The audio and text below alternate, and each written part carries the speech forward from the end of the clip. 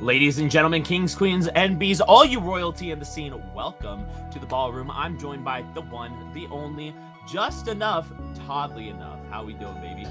Just enough. I'm doing just good enough, my friend. It's good to be back on the mic with you so soon. It's only been like a few weeks. Oh my god, that's crazy. How are you? How are you doing? I'm doing phenomenal. You know, I've been having to just mess around in Rivals because I'm like, well, why do I grind right now if Slade's about to take all that time from me? You know what type of time I'm on. Sure. I think who was it? Was it PK? Just put out that video, the Slade video of like Slade Tech. I mean, that looked crazy. That looked like absolutely brutal. He was just glide toss, like zaring off the stage for like 30 seconds. It was ridiculous. Yeah, it was absolutely absurd and everything. I mean, there was like, I saw this whole list of the different routes and everything for you to learn of like, okay, let me do like a whole bunch of like weird shuriken toss things. Let me do the boomerang off of the wall. And since it bounces back at me, I can just glide toss over and over again and just recover infinitely and everything, as long as nobody comes down at me. Yeah, I think it's going to be, he's going to be a lot of fun. But he's not here yet, Yin. We still have just our current cast is up on deck for the Ballroom Season 1, Episode 1. That's what's happening today. That's what we're about to get into in just a moment here. Thulium versus Sapphire, both of whom have had an interesting bracket already so far. Thulium with the, took it all the way to Terry in winner's quarters and then dropped the losers, took out Cake Assault, who allegedly has been playing Loxodon, and then Sapphire got upset by Edmund up in winners and then clawed it back, taking it 3-0 versus Applewiz to secure that top 8 spot. Yeah, no, absolutely disgusting run. Poor Applewiz, by the way, losing Godly into Sapphire. That's a really tough 9th place and everything. I mean, that being said, you know, that Cake Assault, 2 different people beating out Cake Assault, even if it's the Loxodon, that's still Cake, you know. The big thing with Cake's Force Burn is that neutral play, and so the ability of different players to be able to go ahead and execute and get that win over him, even on that other character, is still very impressive by Nori and Thulium, as you said. Yeah, I don't know. Online, different character, you know, people like Cake are just demons. they're terrifying to play against. They're awesome to watch. So yeah, I'm looking forward to seeing the folks who clawed it back from the depths to make it into top 8 here. It's gonna be a good time. Yeah, no, I'm really excited by these players that we got here. I mean, on the winner side, just taking that time for a second while we boot up Thulium and Sapphire right here. Godly, B-Bats are like the 2 big picks for me. You know, Godly, of course, winning that Frosty Faustings. B-Bats, I mean, getting the win at Super Fusion.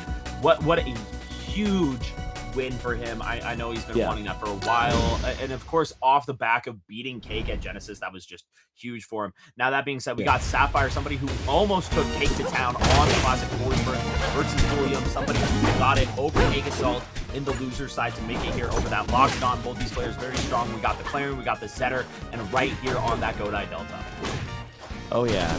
Whoa, Underground Arena. Hey. You're right, Underground Arena. My bad. Yeah. No, I mean, I feel like this is such the classic. Zetter Clarion is such a Rivals 2 classic. I love seeing it all the time. Just 2 characters who put each other in cutscenes. Speaking of, we're pushing all the way out towards the corner there, but Thulium not able to secure things. Now Sapphire's turn to play. Down there, we hold all the way out. Staying safe. Okay, make it back. The edge cancel. Nope, you got caught on the way out and sent to the blast zone. Sapphire getting off to a hot start. Yeah, just a little bit difficult to go ahead and play against Zetter, especially inside of Underground Arena. Bringing those top blasters down is so nice for him. You know, I remember when that change was made a couple of months back. That being said, we're going to go ahead and change up that stock count right there. Thulium, she's snatching up that hit, gets the kill, keeping it nice and even. Yeah, man, I love the volatility. It's already here. It's already maxed out. Okay, there we go. Pushing with the fireball into the corner. Sapphire really kind of holding forward right now, not in like a, you know, in a dumb way, just really keeping the pressure up, like with that floor hug on the F tilt, and just says, nah, I'm gonna keep running at you, bro. I ain't afraid of your sword. I basically have sword claws myself. Look at that. There's the Trevor Fair to seal that one up. Thulium down to their last stock of game number 1. Yeah, no, so far Sapphire doing a really good job. I mean, he is this very strong, aggressive player, and you're seeing some of that spaced out with the down tilts and everything to go ahead and secure some of that neutral. That being said, we got some new down tilts of our own. Immediately neutralize that, though. Sapphire getting him onto the ledge. Can we go ahead and see a kill? No, we're just going to see the extra damage here, and now reversal. That's a problem. Yeah, Thulium was ready, knew that Sapphire had to go above the ledge there. Did a good job of utilizing their ledge resources to force the situation, but didn't lock it down. So we still have a living Sapphire stock here. That's stock number 2, doing a lot of work, and there it is. They nerfed it, but you can still get Shine up strong. It'll still work. And Sapphire proves it there, taking it game number 1 on Underground Arena. You know, I think the Zetter Shine nerfs are some of the best, like, showcasing of reworking a character in a balancing format, right? Because you want to make sure that you don't take away any of that, like, key component of Zetter's play. A lot of the things that pulls players towards Zetter burn is those Shine combos, that capability with the move. It's such a versatile tool to have, whether kill confirms or combo routes. And so you want to make sure that, hey, we don't completely neuter it, don't take away the character's capability, like what happened to Fleet and Orcane when we first saw their initial nerfs when the game was first released. But at the same time, you make it a little bit more floor huggable and everything, so as long as you're playing smart, you can play around it a little bit. Yeah, and I think Port is a solid counter pick. I mean, kind of getting battered around right now. I think we just lost our jump, so never mind. Maybe not so solid of a counter pick, but in general, I think a good place to kind of get some more space, especially since Sapphire was playing so aggro. I mean, again, we're still seeing it here, pushing all the way off stage here. It won't let you cross over the top on that platform, catching with the up air. Sapphire's like, no, you don't get the pass through here. Let me see that Metro card. Give me that 250 or whatever price it is in your respective state. There you go. Gets the toll, takes the stock. We even 2 stocks apiece. Now just trying to hold down at that ledge. 68% is a lot of damage to have gone ahead and take before getting that stock. And you're seeing Sapphire able to go ahead and capitalize off it, even getting the stock. No proper DI right there. It's a little bit difficult, especially off of that forward air, that percent. Very tight DI to go ahead and hit. That being said, Thulium right up in your face, trying to get that grab, but just can't do it. Sapphire maintaining the speed and aggression that he is known for. Yeah. Thulium not so phased though. Bit of movement in the corner there. Okay, the approach. You getting our spaced approaches there. There's the flying back air from downtown. Can we catch the Fire Slam? No, we can't. Can we get the Fire Lion? No, we can't. Sapphire staying alive here. Oh, dips really low. Okay, wow, the no fun zone was a great idea, but Sapphire was ready for it. No, Sapphire, we're looking like game number 1 here again, getting that second stock to run as far as we can. It's a great opportunity for Sapphire to try and find a lead here. But again, Thulium goes out there with the fair, cleans it up. You know, she's in a good position at this point. I mean, the nice thing is the stage is a lot more attuned to getting some of those edge guards. Having it wider blast on wider stage makes it a little bit harder for Sapphire to get some of these early kills off the side. That being said, you know, still doing a lot of damage. The Shine up tilt, not quite going to get that forward air, and that's a good thing for Thulium to go ahead and hold it down a little bit longer. But 98%, one good hit is all that Sapphire needs right now. Wow, that F tilt was a bit of a bet it all situation there. Kind of created this opportunity, but we weathered the storm, survived the aggression, and now we might have an opportunity to put him away, and we take that opportunity. Thulium evens it up 1-1. That was sick, honestly. Felt like it was slipping away again, but woo. Worked out very well right there. Now at this point, keeping it nice and even so far. The question is, where do we go from here? We're going to go ahead and see classic bans, especially against Zetter. You get rid of that Hyperborean Harbor, especially. Still, we're going to be going over to Rockwall. There's a lot of places for Sapphire to go ahead and play inside of that corner. Meanwhile, inside of that center stage, to be able to go ahead and utilize Shine to its fullest, utilize some of those up throw combos as well. And so that can be a very scary thing to play against when you're fighting a Zetter. Yeah, this is It's always a little terrifying. I think like Rockwall is it's always like, which brand of extreme violence am I about to be subject to based on the character? And Zetterburn probably one of the scariest, but again, Thulium undeterred. There's the big F strong from Sapphire. Wow, that's gonna kill. No purple, but we did die. So hey, maybe there was some universe where we lived there. The Thulium kind of the trend continues. We'll see if we can change our fates at the end like we did last time. The down strong comes through. Weird DI that we stay alive. Dipping a little bit low. Sapphire makes it back. Ooh, not getting the Gatling gun quite the way they wanted. A little bit unfortunate there. Doesn't matter, though. We still are maintaining a good pacing here. That jab going to mean that we get that down strong. And, I mean, are you really going to be able to react to the DI there? Probably not. Yeah. You can always guess. But reactions, much harder. All right. 2 stocks apiece. We slapping it out in classic Rivals fashion, holding down, hitting a button, see what happens. Okay, but we caught something off the platform there. Thulium stacking a little bit of percent here. Fireline gets caught a couple times. We get back to the ledge nice and safe. Sapphire says, my turn to do a little bit of what you just did to me. And there from the ledge to get something popping. But okay, some spaghetti. Still, Sapphire manages to hold composure, not overextend. And here comes the percent. Ooh, a little bit off on that position and couldn't get that grab right there. That could have been huge damage. Maybe even a kill off of a down throw into an up strong. Still, that being said, we are keeping it moving, keeping the pressure going. Look at that up air, up air, up air. This is one of the reasons why you go ahead and head to that rock wall, right? Zetter can really capitalize off of the stage layout. Oh yeah, Zetterburn, they can't do, there's nothing that they can do to up air to stop him from doing these type of shenanigans. But again, Thulium evens it up. And hey, I mean, maybe Thulium is one of those type of engine players, because the rev is happening, you know, with lower and lower percents as we get down to final stock. However, Sapphire gets the opening combo 45%. Thulium has to answer back. Landing bear, not a full opening, neither is down tilt, but we're catching all of these jumps. Like you were saying, Zetterburn wants to go vertical, and Thulium is ready for it. Yeah, no, you have to start playing a little bit grounded, and you're seeing that at certain moments with the down tilts and up tilts, but Sapphire is still getting a little too aggressive inside of the air. Love that we just wave dash in, get the jab and everything. Now at this point, though, 84-58, we really got to go ahead and clean up some more of this damage if you want to win here, Sapphire. Love that double weak hit up air, and now look at that, the damage racking up. Almost taking a stock there, though. Yeah, that was very nerve-wracking for just a little moment. Wow, the fair's gonna catch. Yeah, I feel like these two players are getting to that point now where we're in the margins, but there's the classic, the Claren classic. The throw, the F-Strong doesn't quite kill just yet. We were ready for that DI-wise. Speaking of, holding out on the down tilt, but we catch. Okay, wait, hold on a second. Can Thulium make this one back? We're dipping very low. Sapphire doesn't want to overextend. There's the nair to catch. We got the check chase, but we didn't press a button. So we're still looking for those straight hit scrambles. Fire slam from downtown. Thulium, what are you going to find here? And that fire slam was huge too. It gave Sapphire the second that they needed to go ahead and get back onto the stage. But now back in the corner, Thulium unable to maintain the pressure, but it doesn't matter.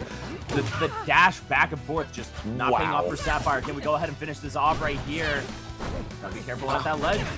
Sapphire does not want to go off the ledge unless he is doing one of those. A big claw to the face of his distant cousin. Saying no. Cousin?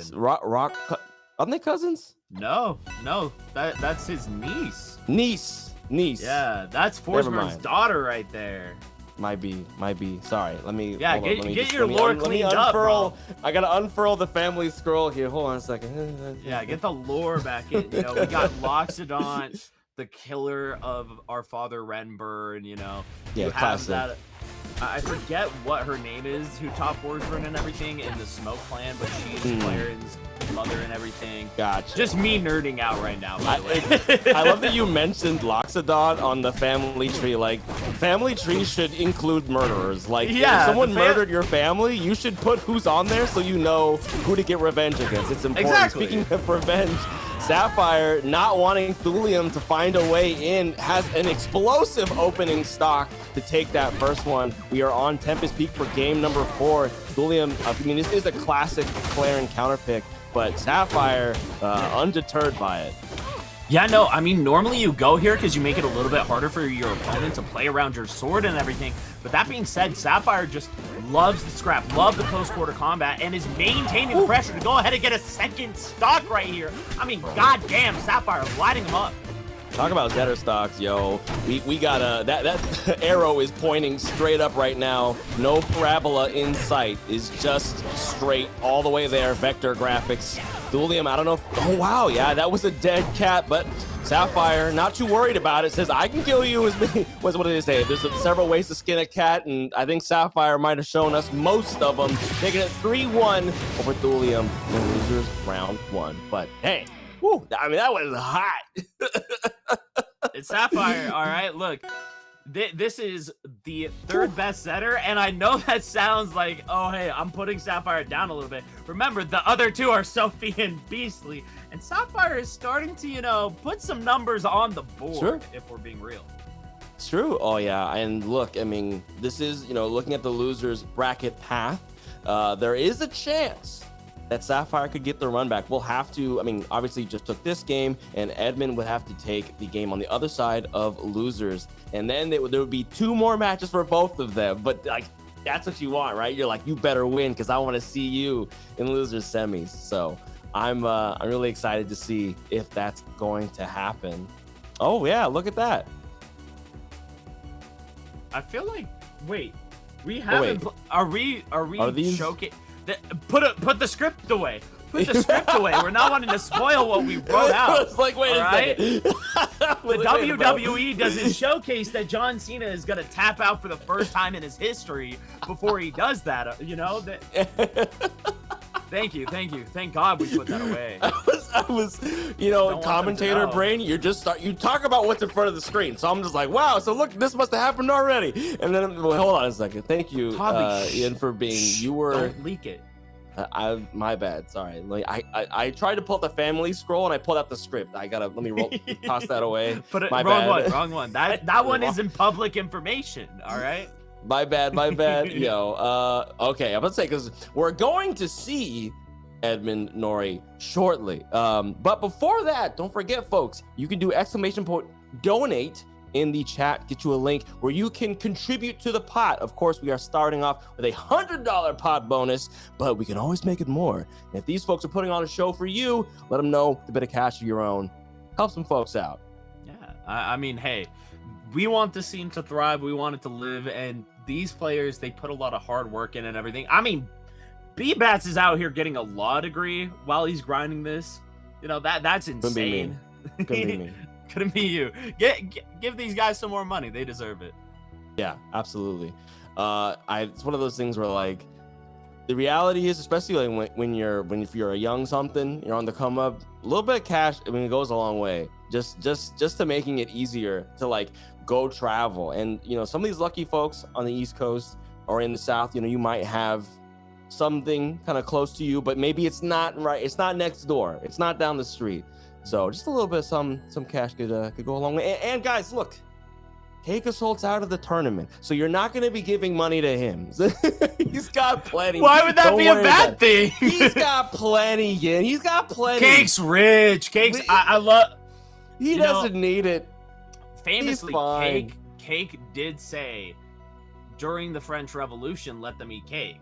You know, that was him. That he was very rich royalty back at the time. My history book. Do we have the same history book? Maybe you're. Look, I'm just quoting the honest truth of history. Maybe you're using some rewritten farce. Oh. But I gotta check my farce.com for my textbooks and make sure that I was getting something up to date. No, the farce is the falsehoods. That's the bull crap. All right, you can't be listening to that.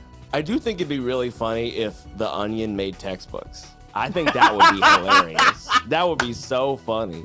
You would be. I mean, the education would be in the dumps, but everybody would be laughing. I mean, the overall morale would be through the roof. I think The Onion textbooks are already what we utilize for real history classes in school. The amount of history that doesn't get taught in school is crazy. Oh yeah, you know, you're right. Well, hopefully folks out here, I mean, one of the things that I love about, like, we are early in the season, if you will, is right now the season hasn't started actually. Right, unless yeah, we're talking the ballroom season. We're in pre-season, which is the more important season. This is true. This is just getting started, but it is, you know, contributing. Like, that's the nice thing about weekly, by the way, as you're pointing out, is like that contributes to that preseason time, right? Like, we have there's a lot of time between now and when things really start getting, like, you know, kicking off. And it's exciting to get to watch these types of tournaments where we do have, I mean, Godly over in Winners took Frosty Faustings. Like, B-Bats just won super duper fusion, which I whatever mega super fusion, like, you know, I forget what it's called. It's just super fusion. You had it, and then you there just was fusion. Oh, it's fusion plus. There was fusion plus, and super fusion. Yeah, fusion and plus Metroid was fusion. No, that's which is that's the a best different one. Thing. That's Okay. a different thing. No, super fusion is the best one. Oh, it is. Okay, my bad. Yeah. But it's on Game Boy Advance. No, it's okay. It was a Rivals of Aether major that B-Bats won over Beastly and Cake. Got you. That's right. You're right. And that's all part of that preseason history. It's so fun to see, like, where are we going to be starting off at? Because obviously coming into last year, it was all the Rivals 1 people carrying their story forward, and then the newcomers from other franchises, games, or people who hadn't played Rivals in several years. But now we have established people, and so, you know, like, we Edmund and Nori, who knows, that name could be in a top 8 at a major months from now, and you're watching it live. I think Nori is an especially interesting one coming in here. Absa, of course, beating out Cake Game 5 and everything. Had a very, like, I know it was a 3-0 and everything, but if you watch the Soul Rifle stream versus Nori, then you know that set was a lot closer than to be expected. Also, correction, Nori on the Zetter.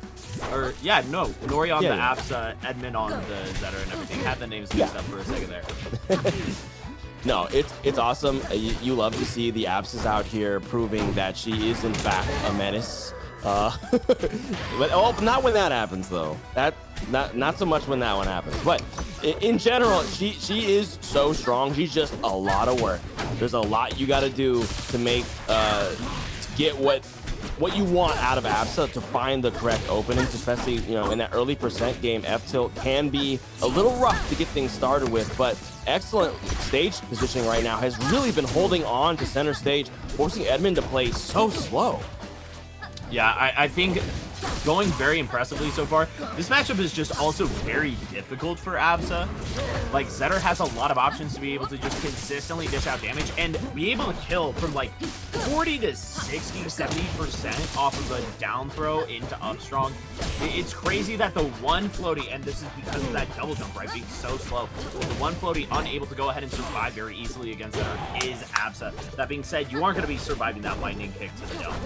Yeah, not at 160, 150? Yeah, you should be dying to that. That's good. We should leave that. Let her kill at 150 with that incredible sweet spot. Speaking of, there's the up strong. And so Edmund evening things up. Of course, Nori has a long way to go after a very low percent SD, but I've been really impressed to see this stage control. Frankly, this is a game plan and you know, implementation that I haven't seen from any other Absas. Like the way we're using the platforms, the way that we are dropping cauldrons or clouds, as it were.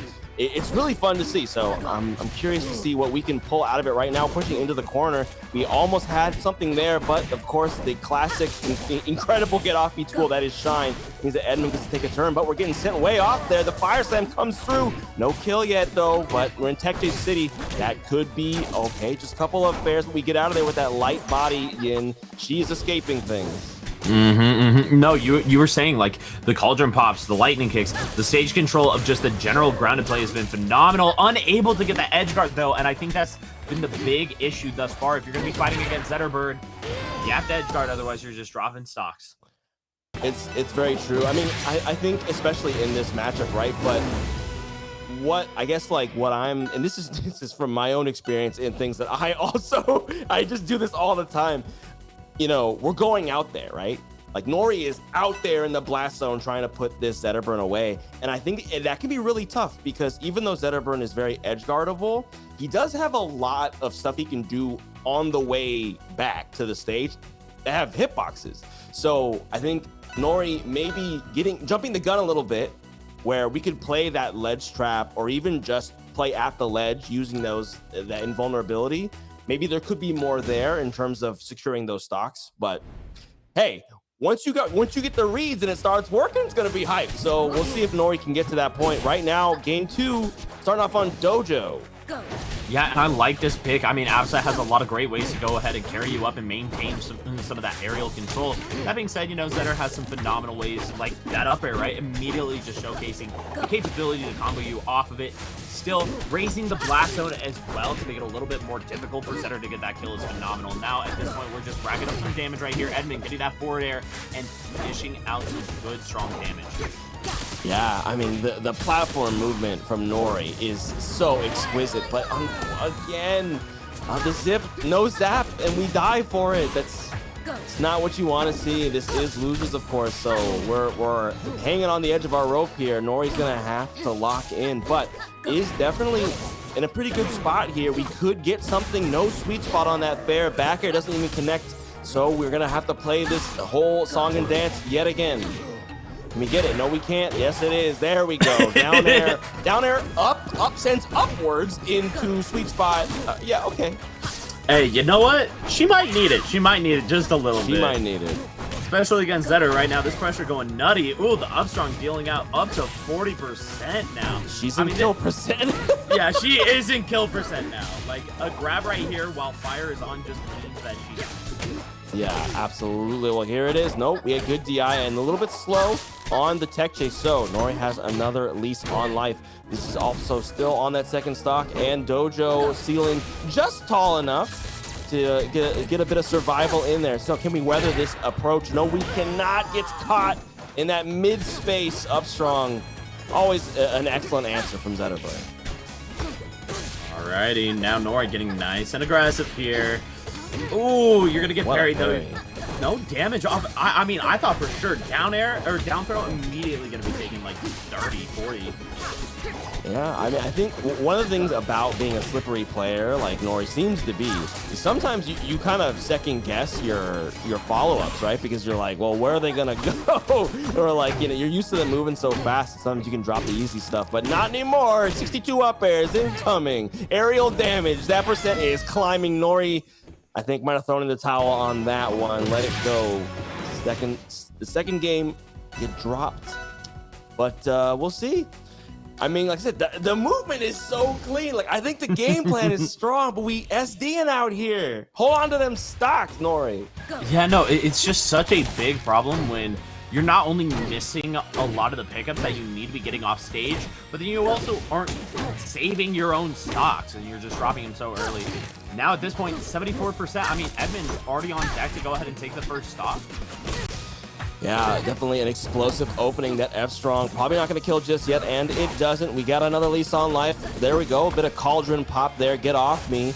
Edmund looking for something in the corner. Doesn't want to give up stage space, but ends up having to do it eventually anyway. Nori in their element right now in that center stage. Upstrong's going to whiff. Yeah, Edmund is really fishing for just Upstrong at kill percent because there's a chance that Absa's just floating through the sky. It's just like punching the air. Oh, and now the tick-tick. There we go. Yeah. Phenomenal placement on that tick-tick as well to go ahead and force the recovery route to be hugging at that wall. That being said, we're immediately getting our comeback, you know. And now at this point, Edmund able to go ahead and try to find some damage here, but Nori just maintaining control, almost popping that shield even. Yo, I love the shield pressure, wave dash away, cloud pop. Like that was... I don't think I've seen stuff like that. Maybe Ant does that too, and maybe these apps is out here be playing so fast. It can be hard to track things, but I love the in and out, the hit and run that Nori was going for at that low percent, but of course did get clipped kind of in that early mid percent, and that's where Zetter wants you. That's where Zetter's looking for something brutal. However, 62 nairs from the Absa will also do a great job. There we go, the tick-tick, but we make it just in time with that, what, 10 frame recovery on Fire Lion. Hey, you know what? Sometimes you need it. Ooh, getting a little aggressive there, and it works out. Wow, lived. No. The minute that you pop the cloud, you know, at that point you're just stuck inside of the lag of that. And now Tick try to go ahead and threaten something, but I mean, Edmund just able to go ahead and utilize that versatile recovery route to its fullest. Now living a little bit longer, avoiding the cloud and all, but at that point we just get the ledge hog. Yeah, Nori with their best opportunity here to take a game. Only 70% to their name. So it's getting a little tougher. And there's the up strong. We got good DI. No, we do not. We just have die. Yeah, Nori, unfortunately, unable to hold on there. Edmund taking it 3-0 with that Zetter burn. Homie played very, just played measured. Yeah. Secure gameplay. Didn't try to overextend. Just punch the Absa when she jumps. you gotta control that airspace, all right? It's really about that at that point. Again, with both these characters sometimes. And Edmund did a phenomenal job. Took plenty of early stocks leading to that 3-0. So yeah. I think like you were saying, it is a tough matchup. I think Nori did do a good job making Edmund work for it, but I was really impressed with how consistent his play was. It was he had his like, this is what I'm gonna do about the Absa. This is what I'm gonna do at those percents. Once kill percent showed up, the up strongs are coming out. And like, I think this happens to a lot of people. This happens to Toothbrush, this happens to Gekinga, really highly mobile players, especially against Zetterburns. They just start throwing out haymakers because they're probably gonna work. That up strong is the size of a planet. Yeah, when you're playing so mobile against Zetter, he has so many ways to go ahead and lock you down, as you were saying. And even if you aren't just letting an up strong rip, which crazy low end lag on that move, by the way, for what it is, you go ahead and you just back off with like the up tilts and like the F tilts, like we were seeing Sapphire do against Thulium as well. And so there's just so many options for Zetter to go ahead and control space, or the forward airs too. Yeah. It was textbook. I mean, and that's what you want to see. I mean, if you're like the Zetterburns, I feel like are finally realizing that you don't really get to play the like just bamf on someone's shield for 3 minutes and then they lose game. It doesn't exist in Rivals. There's too many, especially once you get predictable, you could get cooked. And if Zetter gets parried at like 70 against most of the cast, he could probably just be dead. If he's parried on the ground and he can't get an edge cancel, he's probably just gone. So it's nice to see the Zetters adapting and finding ways to play with space and threatening hits rather than just wailing on a shield. I think Edmund did a good job with that. So we are going to be moving from the bottom to the top, going into winners semis. Godly versus Terry. It's going to be a frog on rat action. I don't ever want you saying that ever again. Frog on rat action. No. Coming to you right now, outside near a dumpster across from the pond. Frog on rat action. You saw it here first. The Ballroom Season 1 Episode 1. Frog on rat action. Don't stop me, Ian. You can't do it. Ladies and gentlemen, welcome to the new National Geographic documentary. Today we'll be witnessing a frog and a rat in their natural habitat outside of a dumpster inside of New York City. Next to a pond. On Hodoja. On Hodoja. Oh my gosh. No, Godly and Terry, both phenomenal players. Terry, one of the greatest Olympias to touch both this game and Rivals 1, of course, being #1 out in South Carolina. Godly, I don't even know if I need to introduce them, but I'll do it all the same. You know, bro came up, did Frosty Faustings, and yeah, there was some weirdness with the rule set. But let's be clear, Godly had to play with that weirdness too, all right? Godly still had to win all that ish over some of the best players in the game. So shout outs to Godly getting that with the Rano, the first Rano to win a major, by the way. Yeah, absolutely. Yeah. It's one of the things that I always find a little bit, I don't know. It's funny, but it's unfortunate, bitter.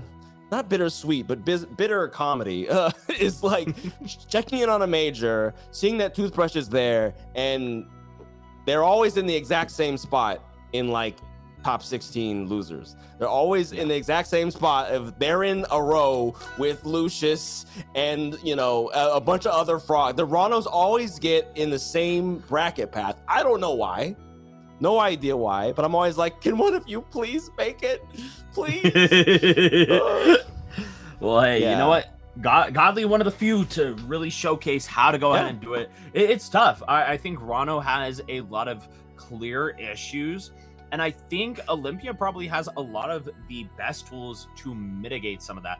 Being the fact that, like, the minute Rano jumps, Rano has a lot of the same issues as Fox inside of Smash, where you don't have this capability to really threaten diagonal movement, right? Once you jump up, it's basically going straight up and down. The only difference being is Fox has the fast fall capability to immediately hit that ground and utilize that mobility. Rano, a little bit floaty.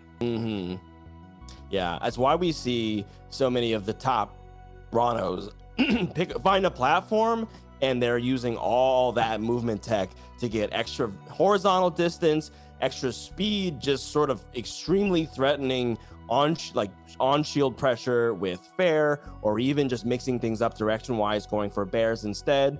Or I mean, his rapid, like a jab, not necessarily just a rapid jab, but his jabs in general can be very, very useful depending on your matchup and the character that you're fighting against. So he's got a lot of tools, but I think that his weaknesses definitely can get called out by not necessarily just other characters, but it is a bit kind of a better player situation where it's like, okay, well, you're gonna get caught at some point, and all I have to do is be ready for when the Rano is floating in the air, doesn't have a bubble up yet, isn't charging needles, and is somewhere that I can actually threaten him.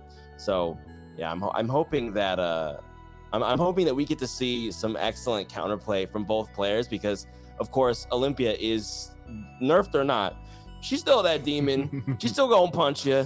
I mean, like, as Rano can't get follow up sometimes, Olympia sure can. She will run from downtown, slap you in the face. I think a big part of that's kind of important to acknowledge is the fact that, like, a lot of the Olympia nerfs were built around mitigating some of her aerial play, and so it was like Nair having its active frames. Jesus, I'm struggling. Its active frames neutered. I appreciate that, Todd. Man, my goat. I fixed it. You fixed it. Having her Nair frames neutered in terms of activity, having her air mobility, her air drift cut and diced up, and making it so that, like, side B sends into free fall. And so a lot of it was built around, like, K. This is kind of your traditional fighting game style character. We want her to play to that ground play. And so that can also be a little bit scary for Rano. The fact that, hey, this rat is always on the ground with some very good mobility, and so I have to be careful when I'm jumping, because if you don't have good horizontal air drift, you know, that good mobility in the air, then Olympia can kind of take advantage of you sometimes. Yeah, for sure. I think it'll be interesting to see if they both prefer to play that grounded play style, or if we're going to see a lot of air to airs, because it is such, it's such a classic Rano thing to go for the needles in the air and, like, charge them, put them down, and just to see what's going to happen. Having that vertical approach be very strong from Rano, while also, I mean, Olympia hitting down air, despite, again, also being a little bit nerfed, or fair on shield, can be very, very strong. So we'll see what the options are. A couple of excellent skins from both of our players, and we are getting started. Game number 1, winner semis on Godai Delta. Yeah, no, I love this pick. Go ahead and bring that upper blast zone down in.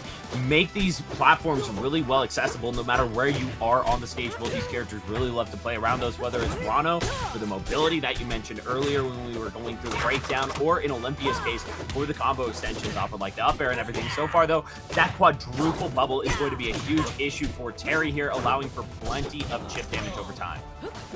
Yeah, absolutely. The poison stacks have been here for most of the match at this point, only just now getting eliminated. So that'll be definitely something to add to the mental stack here. Have another bit of poison for you, but gets caught. We don't make it to the platform, so eat 62 dash attacks for dash attack is so strong. And I think very good against Rano when he's trying to go for aerial mix-ups and such there. Godly makes it back to stage, but is definitely eating a lot. Never mind, Trevor Fair. Get freaking sent. That reverse fair, such a big ordeal there. And now at this point, you got to be careful how you're taking damage here, because Godly can really go ahead and expand on that damage. Oh, Jesus Christ. We're just going to go ahead and send that right back. I love it. These players are ready with the text. And there we go, climbing to try not to get hit by a plane on the way up there. That shimmer kick to take the stock. And Terry already off to another hot start on stock number 2, but gets caught on the edge of the platform. Godly looking for something. Maybe overextends a smidge. Olympia definitely can have a lot of those hamster toaster in the bathwater deaths, but Terry very, very good at controlling her. Yeah, no, shout outs to Terry for going ahead and saving himself just a little bit longer, because we almost saw one of those stocks. Instead, we're going to go ahead and try to blow up the Rano still. Godly as well, very able to go ahead and make that recovery back. Now, I love the way that Crystal was positioned. You go ahead and force the tech in, and you get the catch with the up air. Ooh. Now, Jesus, calm down, Terry, all right? We see you, we get it, you're nasty with it. Oh, dude, that was so smart, because it was just enough pressure to make Godly think twice, and he lost an option out of it, that hesitation.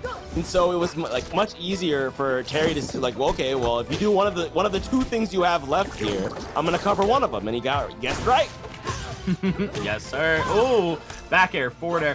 Beautiful combo move. I mean, shout outs to the old tutorials back in Rivals 1 teaching you that, hey, Olympia's back air is a fucked up move, but so is Rano Fair. Oh, yeah. Now, this is a battle of some incredible aerials. So down to the final stock here. Darkness has fallen, but we'll see which of these characters. I mean, I don't know. Godly rocking the Smoke Clan. Maybe a bit of a power up here.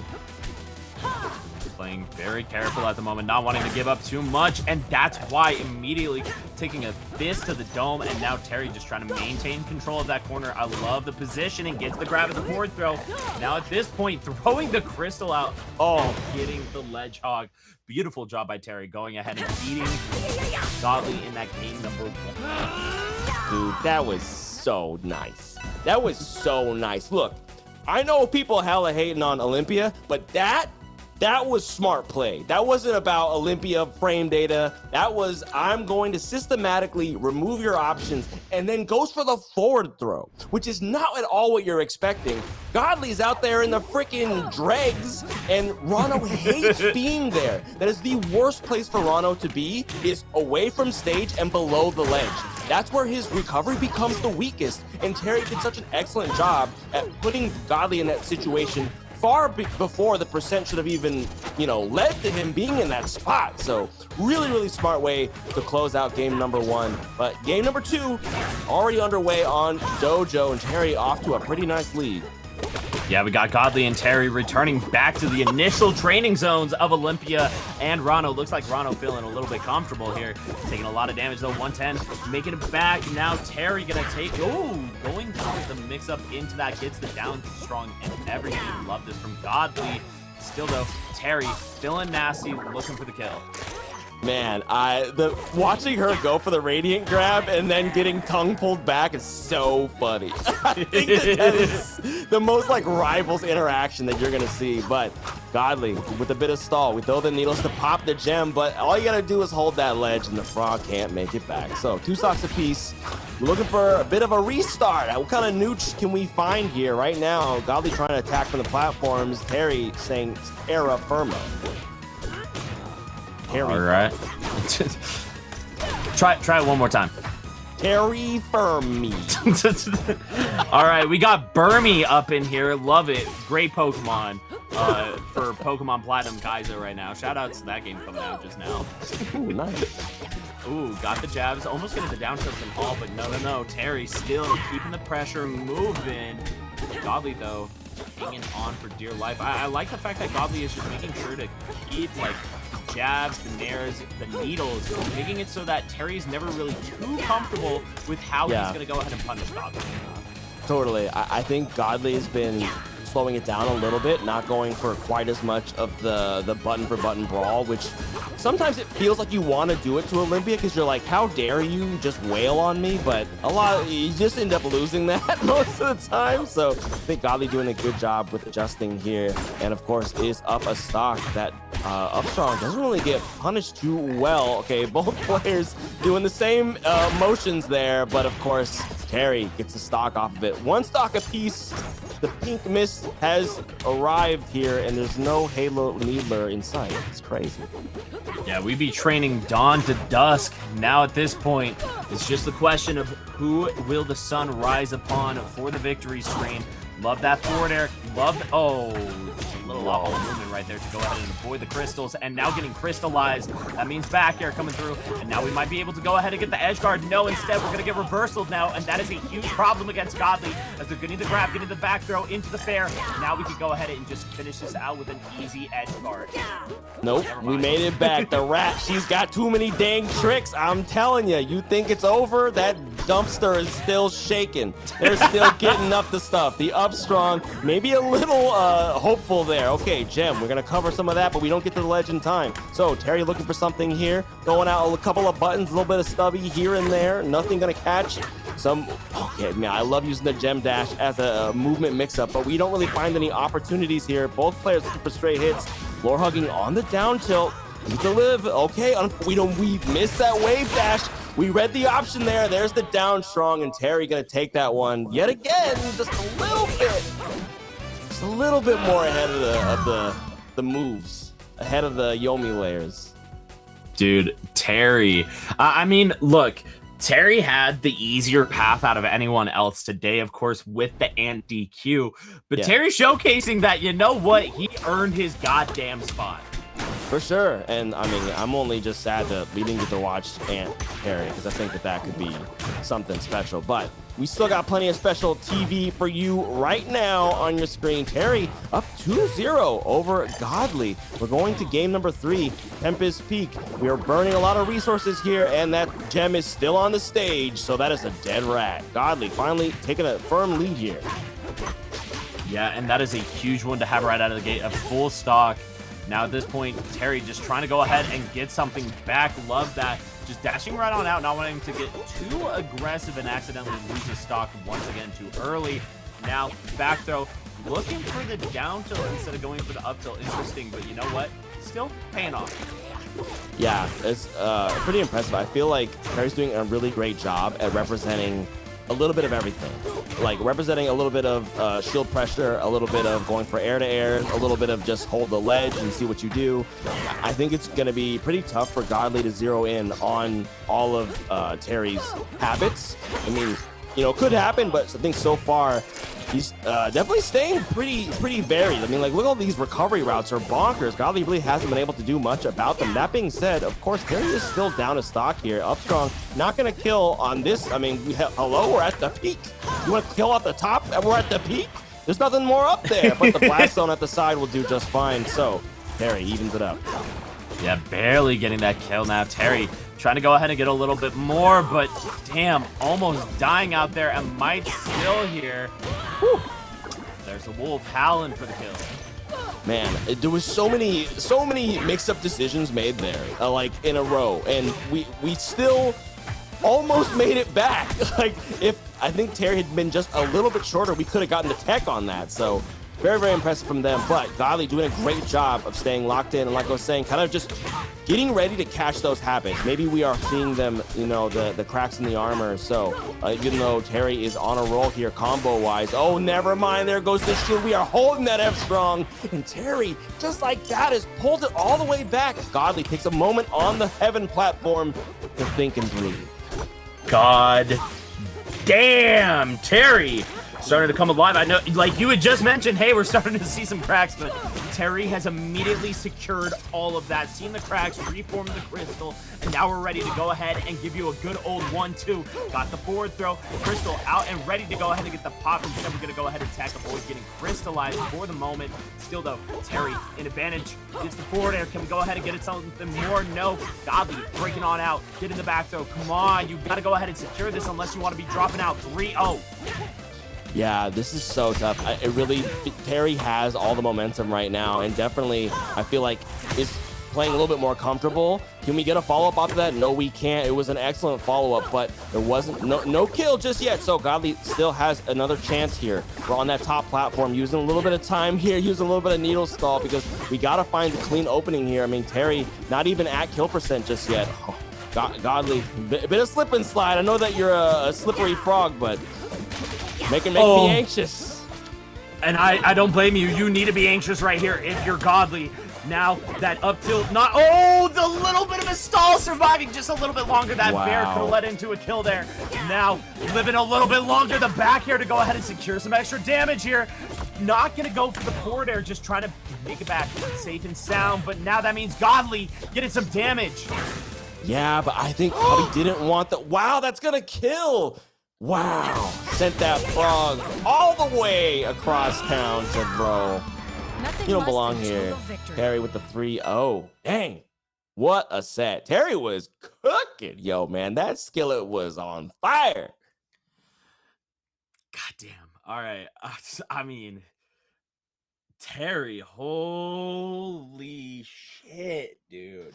I gotta say, I feel like Terry's play style is, I don't want to say not, but maybe the least nerfed, like at least affected by the nerfs. Like the way that Terry plays Olympia is already not necessarily just going for these smothering aerial follow-ups. Like he's playing a very cerebral, kind of arrhythmic game, which is so much fun to watch because we're watching Godly like try and adapt and incorporate these things and finally gets off to a solid lead at the beginning of game number 3, but Terry finds a way in at the end of that second stock and brings it all the way back. I mean, it was, I don't know. I thought that was like, my camera can't even handle it. Crazy.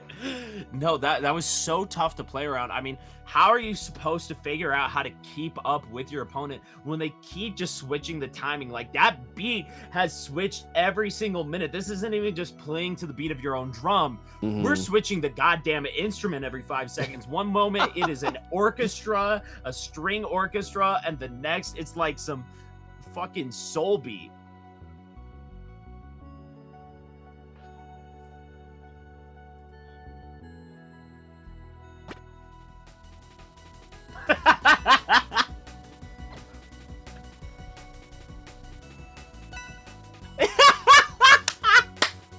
Bro, she couldn't even get the drum pack. She's only the goddamn triangle.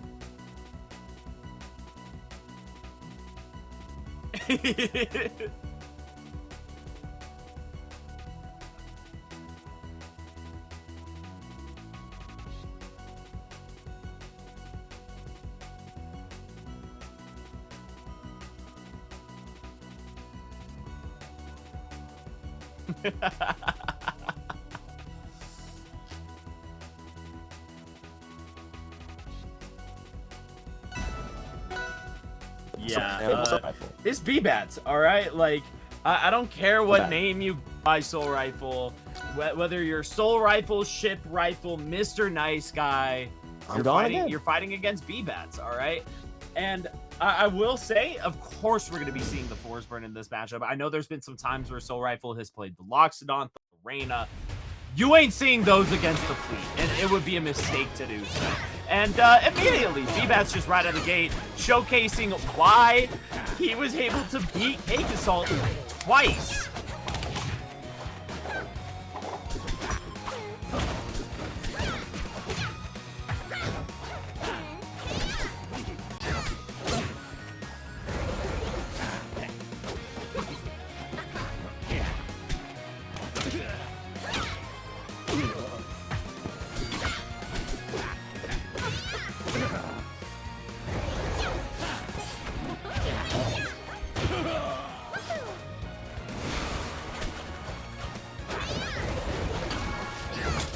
Yeah, no, just speeding around. That's kind of the nice thing with Hodojo, especially. You could really go ahead and utilize a lot of those slingshot techs. And look at that, the flow canceling and everything. Look, this is a player who hasn't just been playing Fleet. This is a player who plays PG Melee, and you can see the absolute knowledge and control over the movement with flow.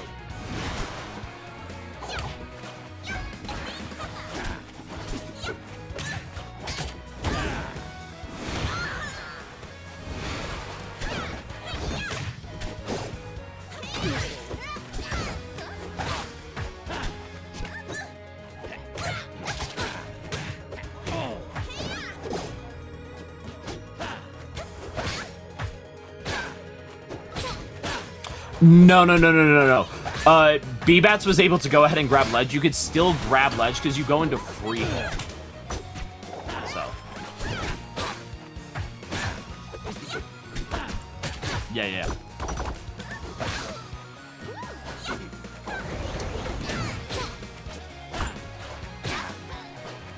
So, something that I kind of want to know. Oh my god. All right, Soul Rifle.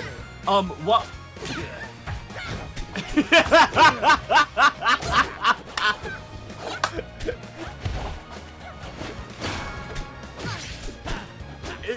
If they didn't say down air into down strong, I don't care, all right? I don't want to hear none of that nerd shit.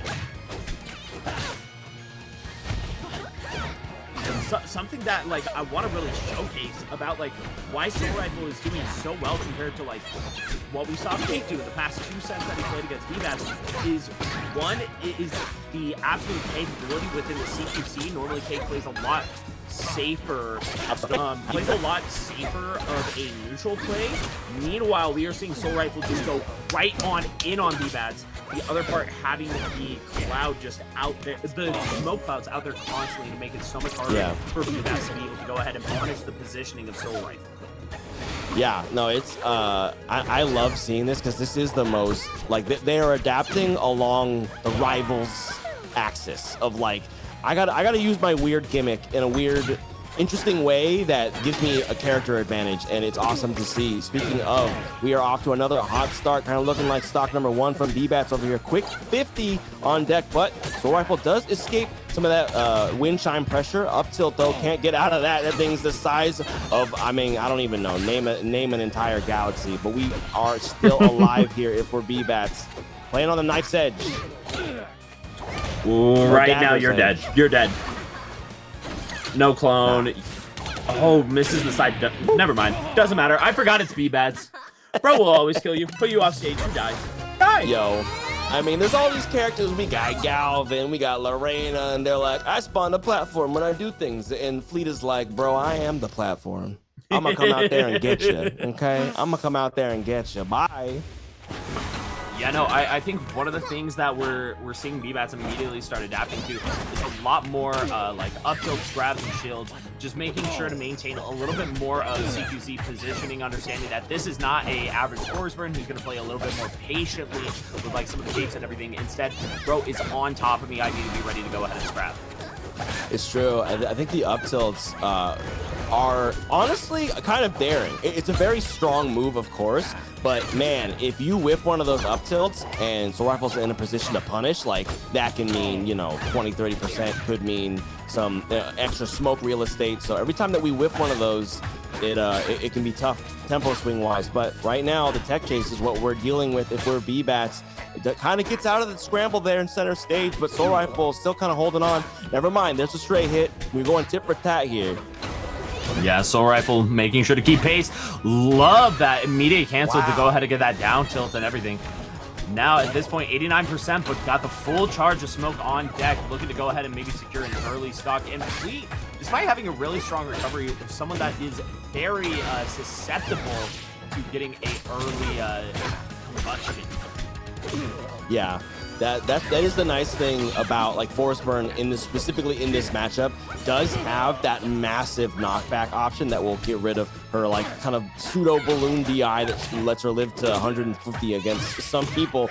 But of course, the ledge hog gonna make it very difficult for Forsburn to live in any matchup. So things are just about even. Soul Rifle pushing towards the corner, looking for that percent gain. There it is. We hold all the way out on the down air to get an opportunity from the ledge and opening, but still nothing quite solid enough yet. Soul Rifle playing with a bit of a lead here. There's the down strong, no DI. And no, just keeping the punish game going here. Soul Rifle, a little bit of a whiff right there. That I thought for sure we were holding long enough to get the kill. Instead, we got to go ahead and fight a little bit longer. 120 to that 68. Really scary right there in that corner, but the fight's on out. Yeah, the smoke on the right side definitely, you know, Soul Rifle wants to stay over there right now, but the drop Nair, that's going to send, no, yeah, not quite the angle I think that B-Bats was hoping for. DI was on point from Soul Rifle, but we get him to spend some resources, some options here. Holds the ledge, okay, no DI there again, but we're still not quite dead. What's the mix-up? There it is, they're down strong for down strong. Soul Rifle says, nah, I got the tempo on this one. Yeah, B-Bat's just expecting a little bit of a spot dodge there, but instead, Soul Rifle holding strong with the shield, getting the kill and all. Now at this point, we're putting some damage on the board here, but immediately gets switched up. B-Bats, no kill right there, unable to go ahead and secure it. Okay, now we're dead. Ooh, so smart, so quick. Reacts, sees that little bit of cloud there, knows that Soul Rifle is a force burn who can pinpoint target that thing like clicking heads in an FPS. Like, very, very smart for B-Bats to clean that one up, but hasn't necessarily gotten them the opportunities that they were looking for. Like I was talking about, those up tilts getting exploited. Soul Rifle finding plenty of opportunities to get that damage. There goes another one. Okay, we're chasing here the back air. Will it kill? Yes, it does. Soul Rifle puts one on the board. All right, Soul Rifle doing a very impressive job against somebody who, while we're still waiting for the official rankings, I feel like I could pretty comfortably say B-Bats is probably sitting in top 10.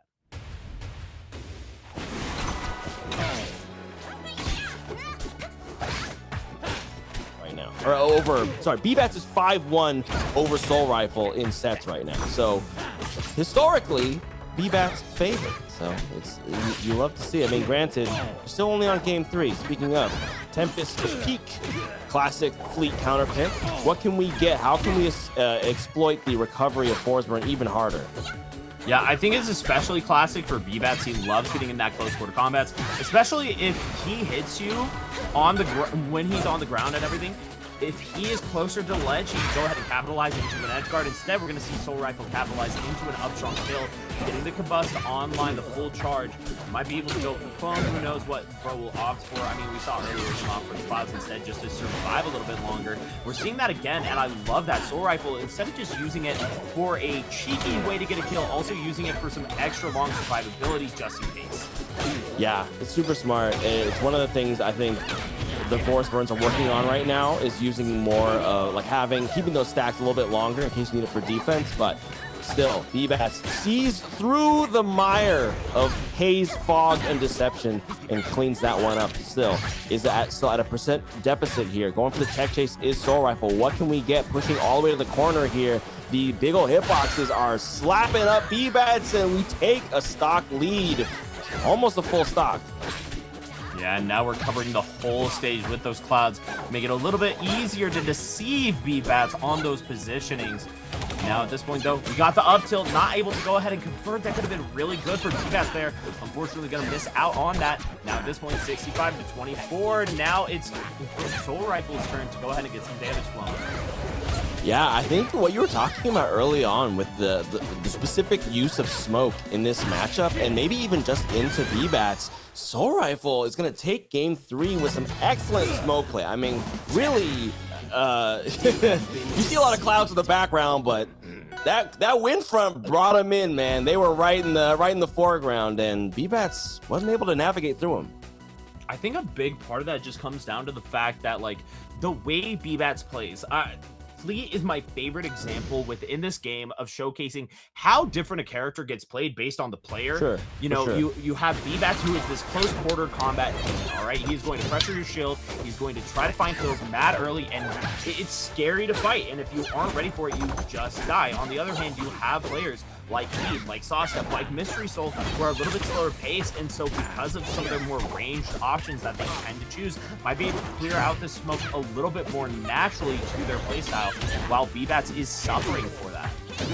Yeah, and this is one of the double-edged swords of this counter pick, is that we've got a lot of sky.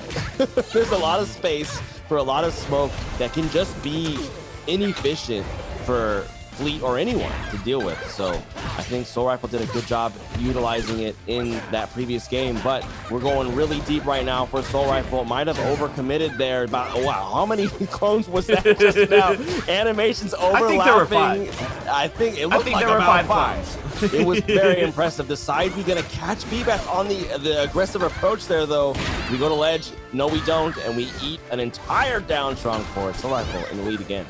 Yeah, that was just a perfect checkmate from Soul Rifle there. If B-Bats goes to the ledge, they just drop and unable to go ahead and get that ledge due to the ledge hog. Instead, you go above, and Soul Rifle able to go ahead and get that ledge slip, or that ledge dash to get the down strong. Now, trying to go ahead and secure the kill nice and fast. Otherwise, B-Bats is going to be mad on the down climb the same way we saw that game number 3. And so far, it is not going well. Yeah, I think Soul Rifle has been doing a really good job at spending early recovery resources, but not burning all of them. So getting away from the sort of fleet trap of getting caught by a Fair or a Nair as like she approaches from the stage. And again, Tempest Peak gives him a ton of space, even especially at high percents when he's getting sent to the top right and left corners. He just has so many opportunities to use mix-ups, and B-Bats has not been able to win on the stage. So if we can't get those edge guards and we can't get our neutral openings, I'm not sure how we win. So this is game number 4 here. Soul Rifle up 3 stocks to 1 at 170. Finally, it dies there. B-Bat's gonna have to make quite an effort to take this game. Yeah, I think a big part of this has really just been the fact that B-Bats hasn't been getting a lot of those early edge guards and stocks. Meanwhile, Soul Rifle has really been able to capitalize off of the damage here. And now look at this. We got the jab, the down tilt, just leading into some nice good damage, especially with the clone in position to go ahead and keep the pressure maintained. Now B-Bats unable to convert, just gets a single hit again and again. Really needs to go ahead and find a way to get a kill, but just can't. Yeah, it's really tough. I think the mobility is working out very much in Soul Rifle's favor, and frankly, just the pure chance of where that platform is. But this time, Soul Rifle just a little too fast, a little too on top of the pressure game, and takes it 3-1 over B-Bats in winners semis. What a win. Yeah, mind you, by the way, that's an upset in both of our winners side sets. 4 top 8 thus far. Terry over Godly and Mr. Nice Guy over B-Bats, you know, Soul Rifle over B-Bats. That is 2 different major winners dropping out to other players in the bracket. And also 2 Rivals 1 old heads, Terry being one of the greatest Olympias of all time within Rivals 1. But then on the other hand, Soul Rifle, that's a Genesis winner. True, and has always been a demon with the blade. Definitely has an incredibly ruthless Absa as well, but that Force Burn has been clean for as long as Force Burn hasn't.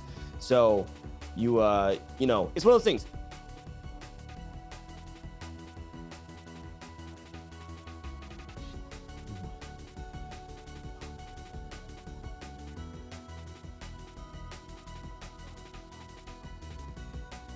It is.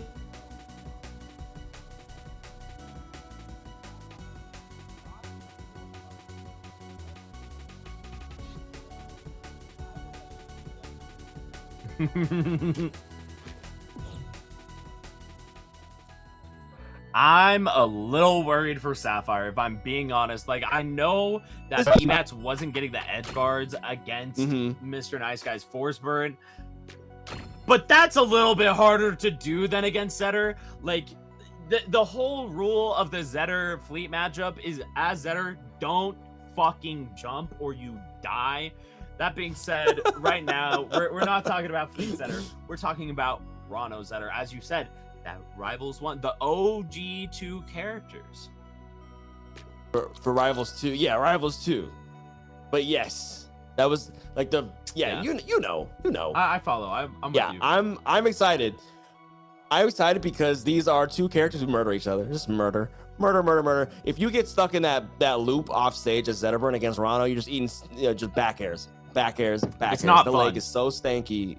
You better plug them nostrils up because you about to be eating the foot, and it's not gonna taste good, man. You ain't gonna like it. Dude, Rano's feet are nasty. They got some foot fungus at shit. Like, it's not even athlete's foot. That is a whole nother breed of fungi on that thing. It's true. It's true. Homie's got that World Warrior life. You know what I'm saying? That Ryu vibe. Maybe not quite the personality, but certainly the foot hygiene. So we'll see if how Edmund's gonna do playing into Godly. I mean, I think, you know, you do have to say a 3-0 in winners as an upset can be tough, and online can be tough as well. So I'm curious to see how Godly's mental is doing. But if we're locking in, then you know, like I said, that edge guard game as Rano is so brutal against Zetterburn. Frankly, one of the characters who does the best at exploiting his recovery weakness. So it could be open and shut, but maybe Edmund has the strategy, the skills, or you just win on stage. Don't go off stage. You can't get edge guard.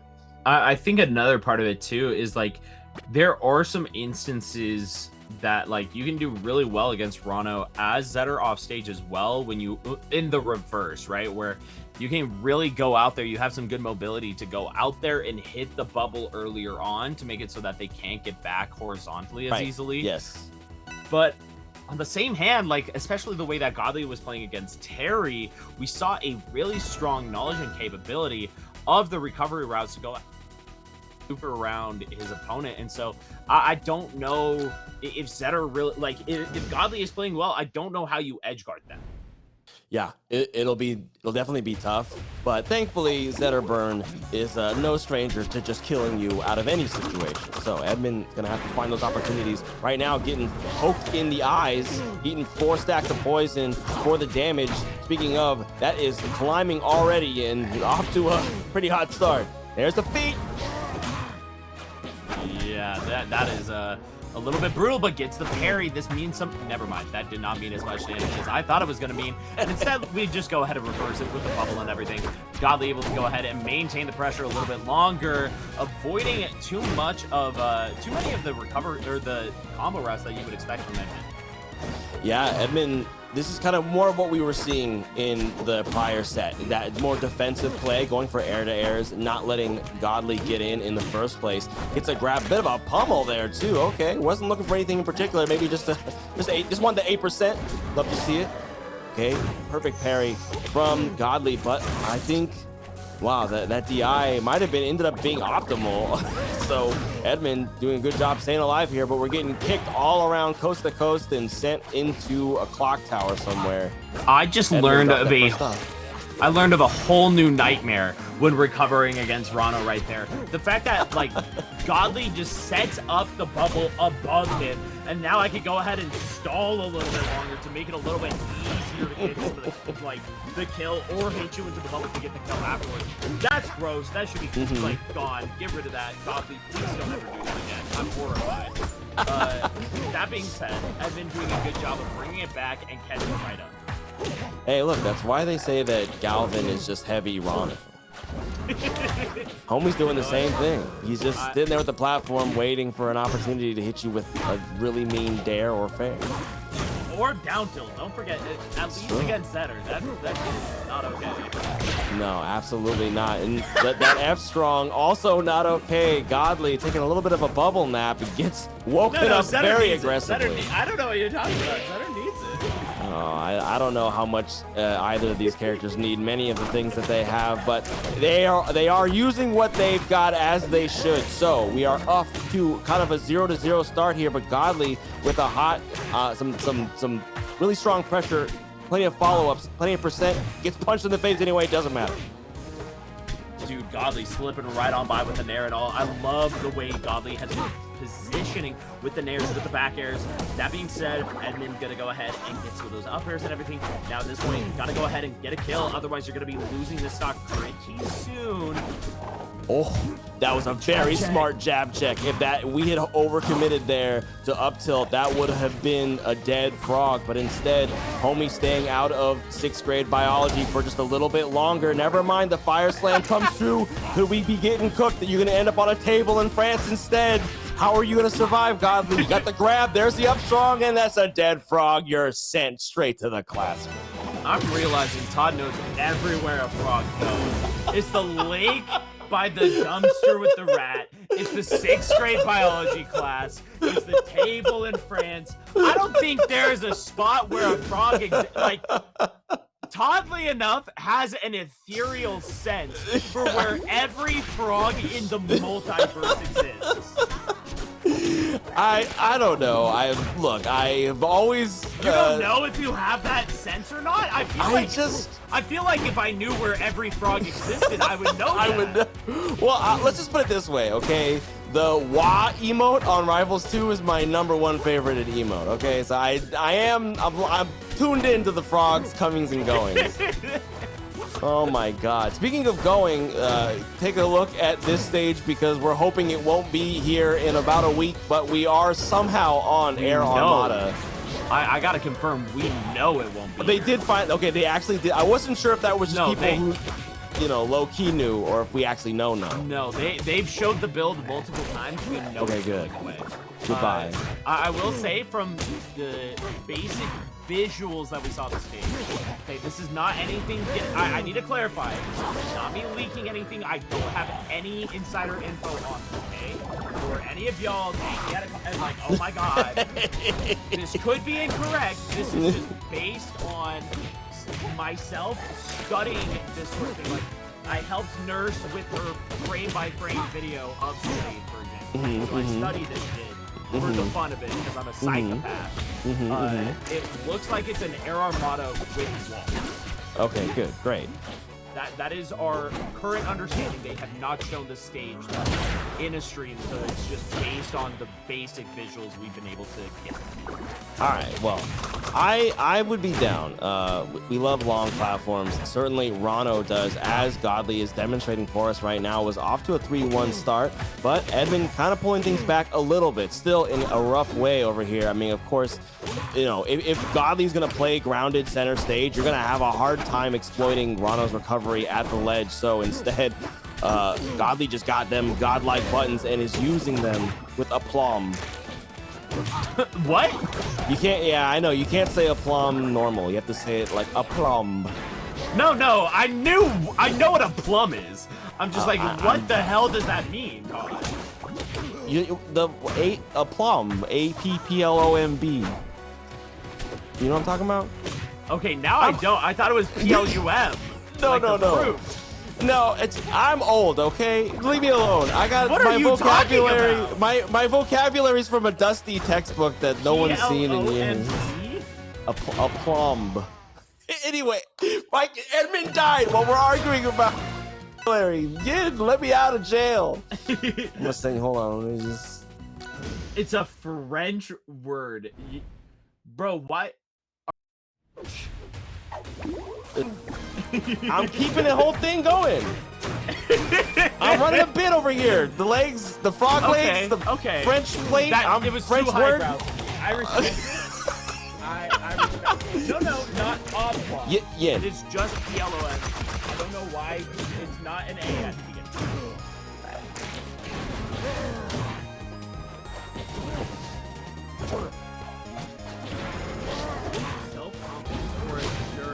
I thought you were meaning the okay, no, I had a wait, P-L-O-M-E or P-L-O-M-B is we are French so word for a lead. That's sick. Wait, are you serious? I'm saying that. Yeah. See, like I thought you said that. I didn't know you had the A before it. So I looked up P-L-O-M-B and I'm like, oh, he's playing with a lead. I didn't know Todd knew French. All right, I'm not. So now Godly playing with a plum with the plum. Man, look, Yin, I know I have a lot of forehead, but my brows don't go that high. They don't go that high. They don't go that high. All right, speaking of getting sent high, there comes the up strong from Zetaburn. By the way, we're on game number 3. Yeah. This is the most broken I've ever been on a stream. My bad. I apologize. So I'm out here causing problems, but maybe Godly trying to cause more. There's the down tilt sweet spot, but Edmund was ready with the DI and instead gets a reversal opportunity. And then there's the uppercut. Now I'm broken. It's a gruesome move, all right? It breaks a lot of people. I Just really like that does. forward air. Yeah, Edmund has not been shy about favoring Upstrong. He has just been using them, and What's then better frankly, well said. Absolutely. There we go. The tech chase though. Godly knower ready with the tongue pull. Okay, that second one maybe a little bit greedy, but we are still up a stock. Never mind. No, we're not down strong. Gonna come through on that tiny platform on the top. So Godly really wants this swing game, wants to be in the lead. We are holding the wrong direction. You are getting poked in the face. It's a lot of poison. Yeah, Godly right now playing with the plum. Unable to maintain it very well. I had to look up the proper pronunciation. I didn't want people yelling at me. You're good, you're good. Stay out of my DMs with that shit. Getting on in there. Godly maintaining the plume very well. Ooh, really trying to go ahead and catch Bro with the tongue, unable to do so. And now Edmund able to go ahead and get the edge strong. Still living. Godly with the air dodge to go ahead and make sure to mix up the recovery route. I love that. Yeah, that was really smart. I mean, Zetter F-Strong is a move, but using it in that particular way was pretty inspired from Edmund. It basically was just like, any option you pick once this tongue has hit the actual surface of the stage, it's going to get swept up by F-Strong. So very, very smart. However, that opening did not last for long, and I don't think we're making it back. We are not. Godly with the ledge play, holds on and grabs the lead, going up 2-1 so far in losers quarters. What's a lead? Can you say it in French? Well, you might have heard recently. It's in French. A plum. Oh, plum. Plum. Neither of us speak French. Game number 4. We're going back to. I speak a little. I know oui and I plum. don't. Oh, right. That I don't know. Little's doing a lot of work there. Well, hey, right now, look, I know a pequeña. That's Spanish. Pequeño. Oh my gosh. We I know are sign out language. here. You want to hear that? Oh my god, it sounds so beautiful. I know, right? Well, You're so eloquent. I always knew this about you. Speaking of eloquence, though, perfectly well said, fair ×4 from Godly. Just really strung those words together very, very well. So we are up a whole stock. Edmund, yo, hey, have you seen my up airs? You got fares, I got up airs. We'll trade them. It's just merchant port after all. I almost forgot for a second that I was doing sign language in the camera. Oh, were you literally? Yeah, I was. That was not a bit. I used to work with adults with disabilities. I actually know some, like I'm communicative in sign language, unironically. Oh my god. Edmund right there, going for the upstrongs, nailing them. I mean, look, you got to be ready, otherwise you're gonna go ahead and take 2, 3 in a row. It's a problem that character does that. And I love it, thank God. Now, even Rano, like normally it's just the heavies getting caught by that, but even Rano's getting double up strong. It's a green deal. Yeah. All right, but a good floor hug gets us a get out of jail free card. I think Godly's been going for these bubble wake-ups, and I don't think a single one of them has worked out. I think they've all been called out before the bubble actually spawns. So Edmund staying on top of things. Speaking of, there's the tech chase. We get out of the actual chase part. A back air to send low, and landing or dropping there. Yeah, Godly gets a lead. This is for everything right now. This is losers, of course. Game 4. Godly wants this, but the bubble not quite close enough. A classic Edmund up strong to even things up. Yeah, unable to hold on to the plum. Now at this point, we got Edmund coming on in and taking a lot of damage for getting on in there a little too quick. Godly maintaining pressure right off of the ledge with the forward air. I mean, if it works, you might as well just send it, right?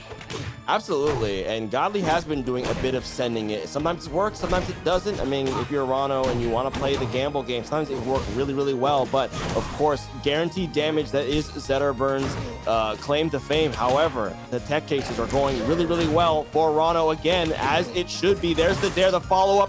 Can we get the toxic lunge and the plunge for the kill? No, we cannot. Edmund's still alive here. Gets back to the ledge. Has to play a little bit safe, using some of that legend vulnerability. Godly waiting for a kind of got really passive there, and there it is, the follow-up. Finally, we get a fair to clean things up and take it 3-1 over Edmund to losers quarters.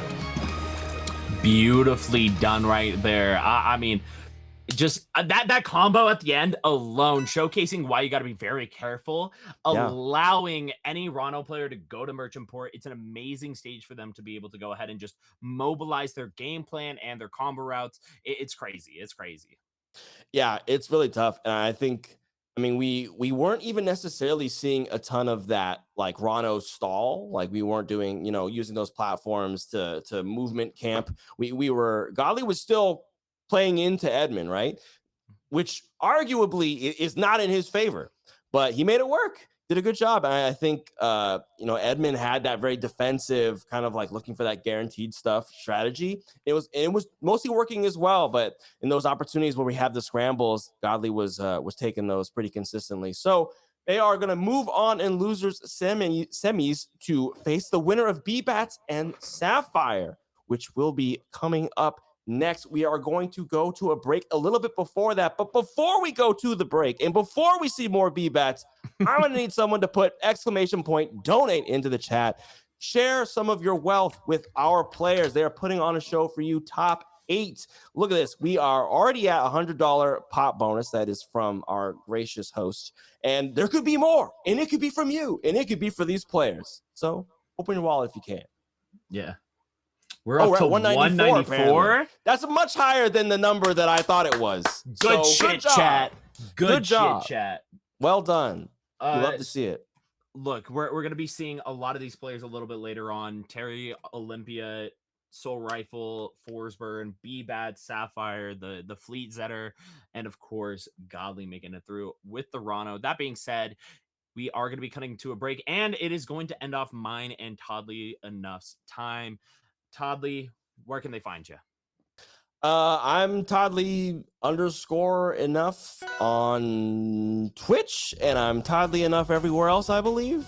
I don't really use social medias too much. I help run streams over at CTAC _rivals. That's the Washington sort of our little local grassroots situation. We got a weekly every Wednesday, split neutral. It is a good show. We got good players up here at our lovely bowl and skate.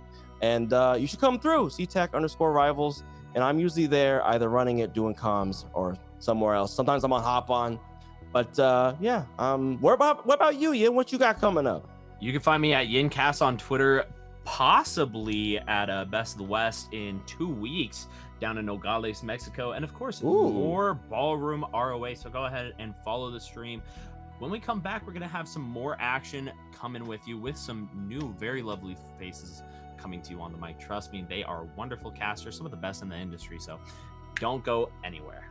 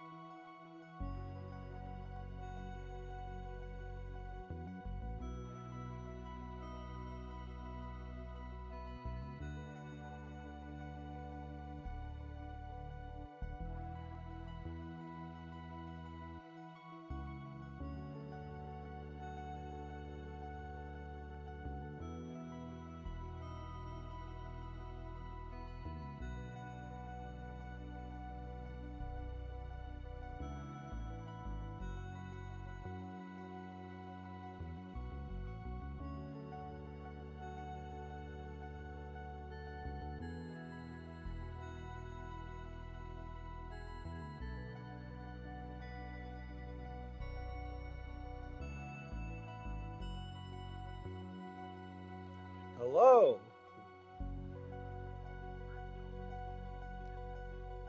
The ballroom? Yes. Well, like you said. Yep. All right. Season 1, Episode 1, the origin story, basically.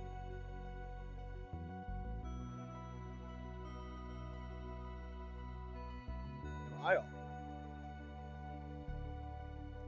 so while we get that sorted out, welcome back to the ballroom. Again, Episode 1, the first of its series. How about now? Kashi, joined Okay, by Google. There it is. We got there. Perfect. We got it working. Perfect. Google's with us now. We're here. We're in top, well, technically top 5, sort of. Top 5, top 6. Top 6. Still. Top 6 is still. Top we 6, have 7. on deck now V-Bats versus Sapphire. Both of them actually at, it's Super Fusion not too long ago. Yeah, the champion, the mayor of New Jersey, and Sapphire, who played out of his mind. Like Yeah, almost beating Cake that tournament too. Yeah, that 3-2 game? last stock game 5 against Cake. Then you know, a tough losers run. Yeah, that losers gauntlet was kind of rough for a lot of people in that tournament. Super Fusion always comes with like a premier stack of top players. Like it doesn't matter where they're up against V-Bats. Just because again, this matchup is super volatile. We know how good V-Bats is at deleting characters with vulnerable recoveries, and we know how good Sapphire is at exploding people when he needs to. At like 60-70% fleets in danger immediately. So it looks like we're gonna be starting game 1 on Godai Delta. Yeah, the trick with how like Sapphire is better, like it always, aside from a couple of iffy wave dashes that were wave shots, the way that he focuses on playing oftentimes leads him more prone to some of these the floaty X factor, if I'm gonna like put it a way, because he likes to jump a lot, he likes to wave shot, he likes to do a lot of that initial platform movement, and that can really lead to gaps. It seems like Billy's really insistent on trying to snipe.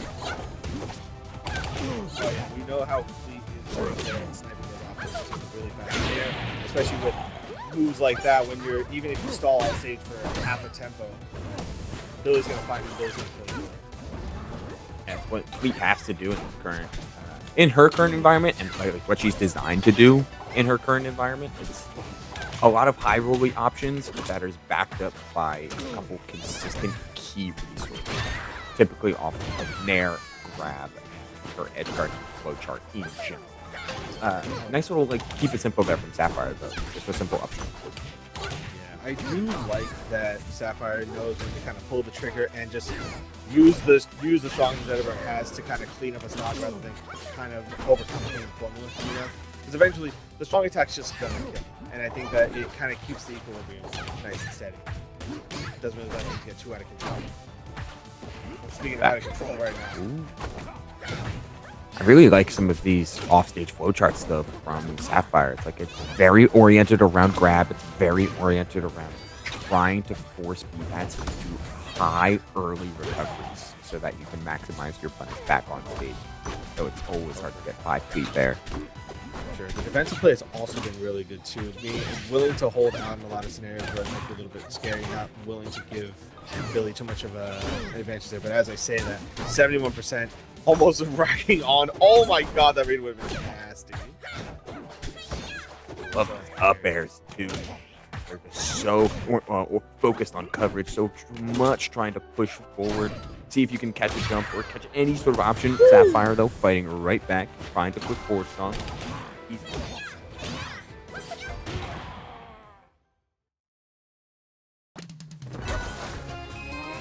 Right? Like, you'd think, like, surely this won't kill. Like, he will be able to at least air dodge in, but no. Billy just knows every time when it's going to kill. Just willing to commit super hard on stage, because his character can do that, you know? He's one of the few players, I think, that really takes full advantage of offstage fleet and really pushes it to the absolute limit. Yeah, and like the bread and butter ways that you want to see that every fleet should have, you know, in the same ways that Mystery Soul does there offstage routes as well. But then Billy is so comfortable at just staying there. Oh yeah.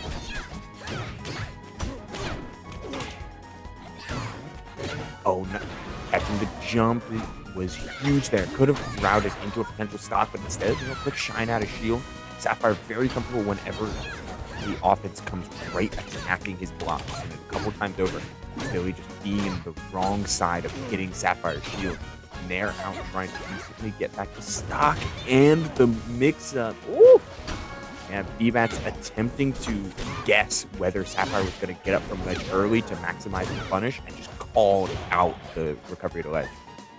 Yeah, that is some fantastic stuff. I saw at the start of game 2 there, we saw that Billy was really trying to keep up the aggression and kind of keep pace with how fast Sapphire was. He's kind of trying to backfire, but as I said, oh my god. See, it's like another, again, like another speed up here. Sapphire. Oh my! It's not going to kill just yet, but again, such a commanding lead in this game 2. Man, we are like frames away from just the right hitbox connecting, but whether it be between proper jump timings or proper times to swing, Sapphire has fought his way out of a couple key edge guard attempts. Nair to cover tech roll in. Trying to find one more. Yep. Can never sleep on fleet. Never sleep on this last stock either, because we've seen Billy able to clean up stocks before. Ooh, using the info from the empowered down B there to escape the explosion. Very nice. That is the special pummel, by the way. Getting the one extra empowered arrow right in the nick of time. 60%. You're not safe. Has to recover high and get by just in the nick of time. You are still caught up. Careful. This is scary. This is the first time where Fleet can really just sweep the game away and offstage again. No. Not like that. Anyway, like that, but not that way. Oh, seeing the missed angle, Sapphire was starting to scramble, starting to play faster. That's like the worst thing you can do in those high intensity moments, but it feels so natural as your opponent starts to speed up and get closer and closer to making the full comeback. Sapphire was way too hunting for that, for a cheap finisher or any amount of control over the game. B-Bat is not willing to give it up. Oh, 100%. You know that in that moment when every stock that Billy took there was just more and more just reopening the door and saying, oh my god, this is actually my tournament. Did you forget that I won Super Fusion? Like, let me remind you that I'm a champion for a reason. Yeah, I mean, given the state of Rivals 2 right now, like, B-Bats has the resume and the authority to say on any given day he can be the best player in the world. Absolutely. Especially since he's going toe-to-toe with, again, some of the best players in the game, has taken sets off of some of the best players in the game. Trying to do a little bit more here tonight, win that beautiful prize pot, but yeah, closing in on $200 now too, if I remember correctly. Gotta get past Sapphire first, though. I mean, they're an energetic player. He's just kind of getting caught within those gaps. Sapphire wants to play Zetterburn at that high octane playstyle where you get to set up for stagger reads by playing so fast with things like landing fair shine, F tilt, wave shine down tilt, all of these like tools that can keep a lot of like pressure up. But because of the existence of float cancel nair and especially B-Bats flexing a lot of parry out of shield, you're forcing Sapphire to take more intentional gaps or intentional back steps, like sways in his offense that B-Bats is just taking for a ride afterward. It's a big tempo shift, like you said. Like, for sure. It's a misstep. It's a half beat off, but that half beat off can just get you the entire set. B-Bats taking that with a 3-0. That half beat that B-Bats was forcing, then either it was attempted adaptations from Sapphire that kept opening up the door more and more for B-Bats to then find further offensive opportunities, where nairs were starting early in games 1, 2, and 3, and you're always going to see nairs from Fleet, but where those nairs were early were just like instant float cancel nair, then like go back to shield or like wave dash back, or maybe you could just like play the ground a little bit more. Those started to be like, float fairs or float nair dash attacks, stuff that kept him going forward because he knew that Sapphire was going to try to start playing around these gaps.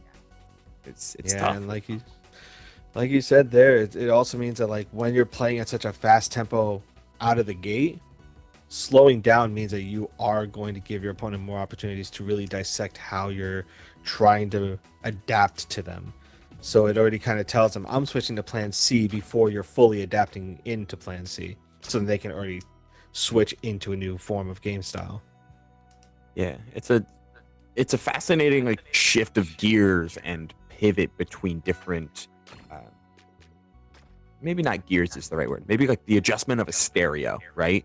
Like going from like 7 to 9 to 10 to 2, like you're always just adjusting ever so slightly. The game plan fundamentally is still the same, you're just shifting the audio little by little to just know when to let the bass drop to keep the auto metaphor going. Yeah, absolutely. But when you're starting that stereo volume all the way up to like crank it up to max, when it starts to temper down a little bit, it doesn't really feel the same, and it doesn't have that same kind of punch behind it. So you kind of have to keep it going the whole way through. And if you lose steam, then it can spell curtains. 1000%. Still solid run here from Sapphire. Like, no shade to lose to a guy like B-Bats. But hey, taking out Thulium in losers 8ths after dropping in winner's side and to Edmund, getting the win on Apple Wiz, solid player in their own right. Yeah, that was a big one. Yeah. Apple's had a crazy run at LMBM too, so. Yeah, I heard about that through Torna, and Torna was saying that like Apple Wiz is like the other big raster to kind of keep an eye out on, because next huge tournament that happens, be it like maybe Supernova or Patchwork or something like that, they could really show up and take a lot of big names.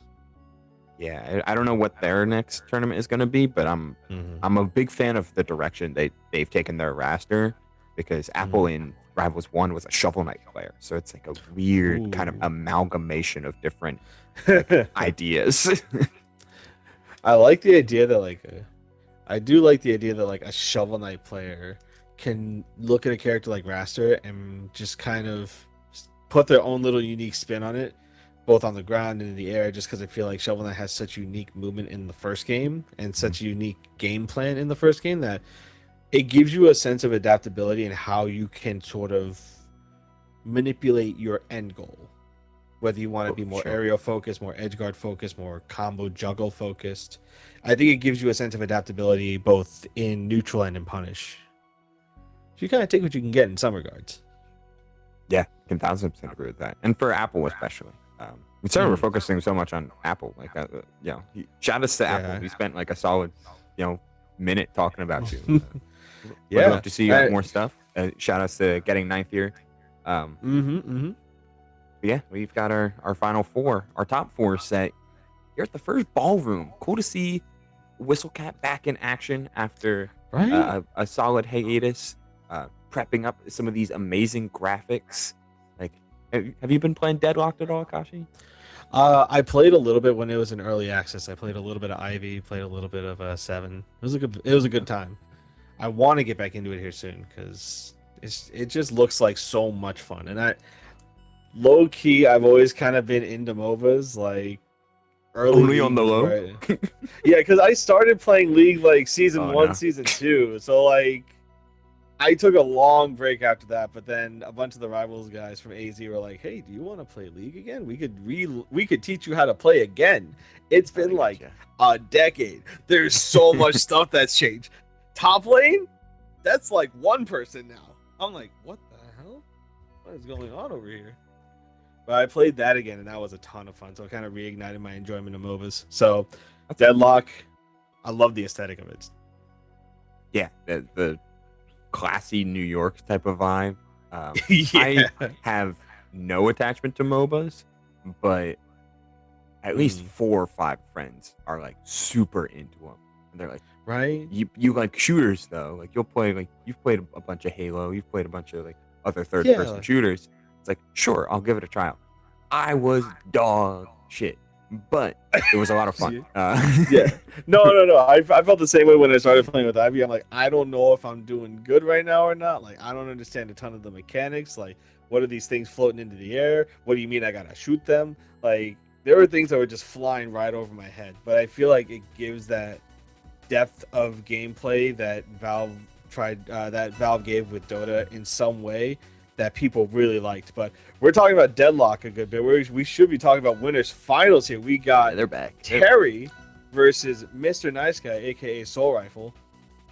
What to see Terry making a solid run here, and then Soul too. This blast from the past, like players making like underrated runs. I remember first getting a long look at Terry back at Patchwork 2025.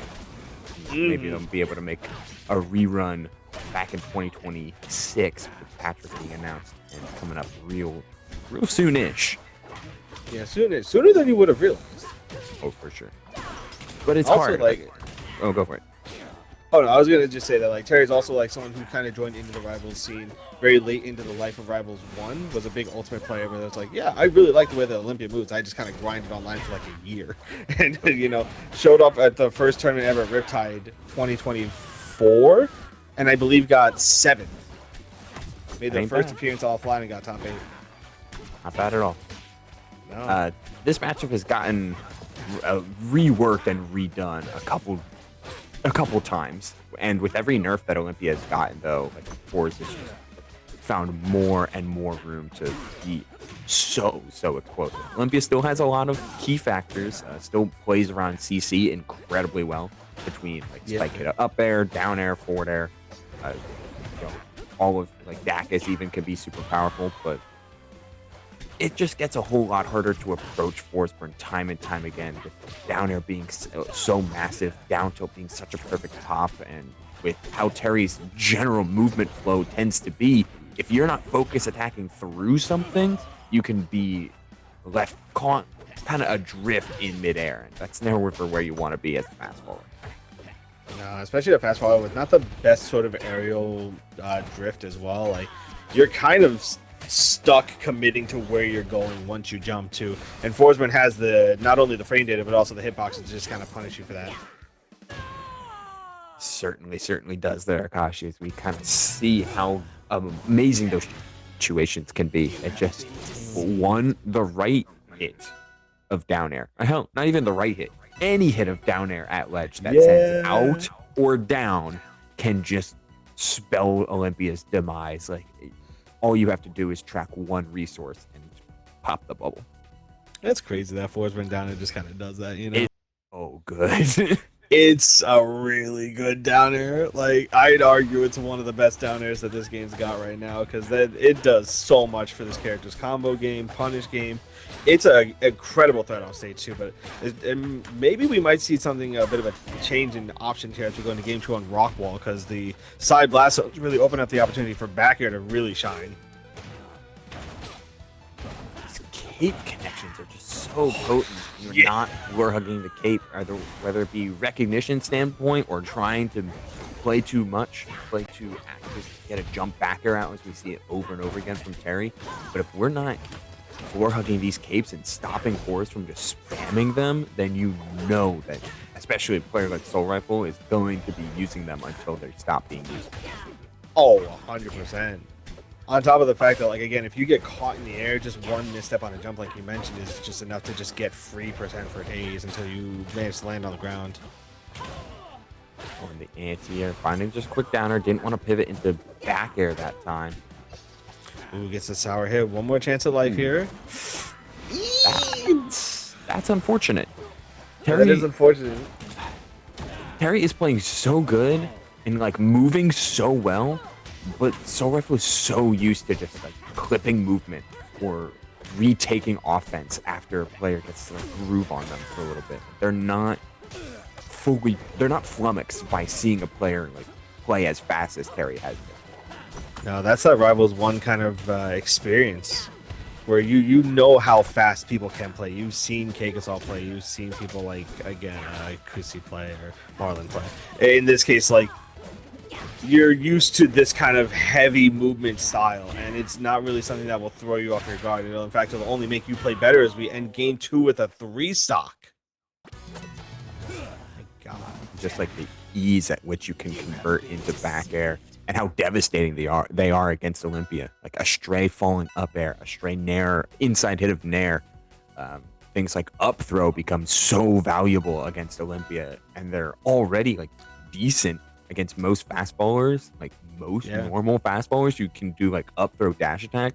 Olympia, you can at like 20%. You can start doing like up air, up throw double fair nair. You can start doing like falling up air back airs. You can just get so much against this character, and that opening combo tree is typically not forced for its like massive strength compared to the rest of the cast, but against Olympia, he can match her blow for blow.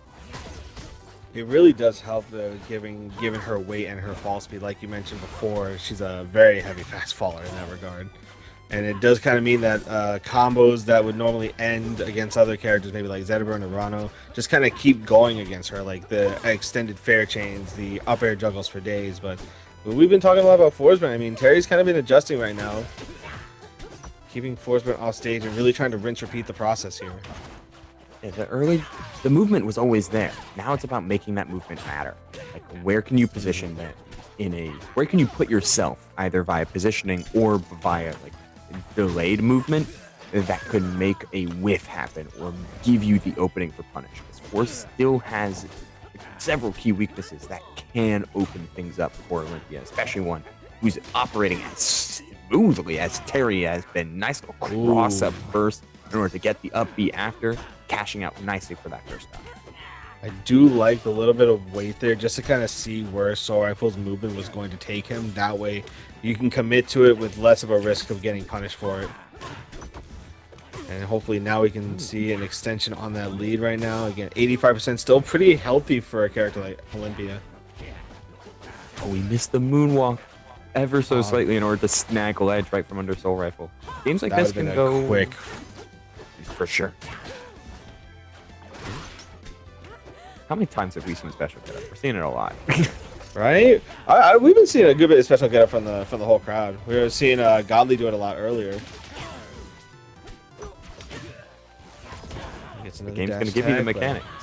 Oh, catches with that down shot is going to kill. Devious move to try and DI on any given point.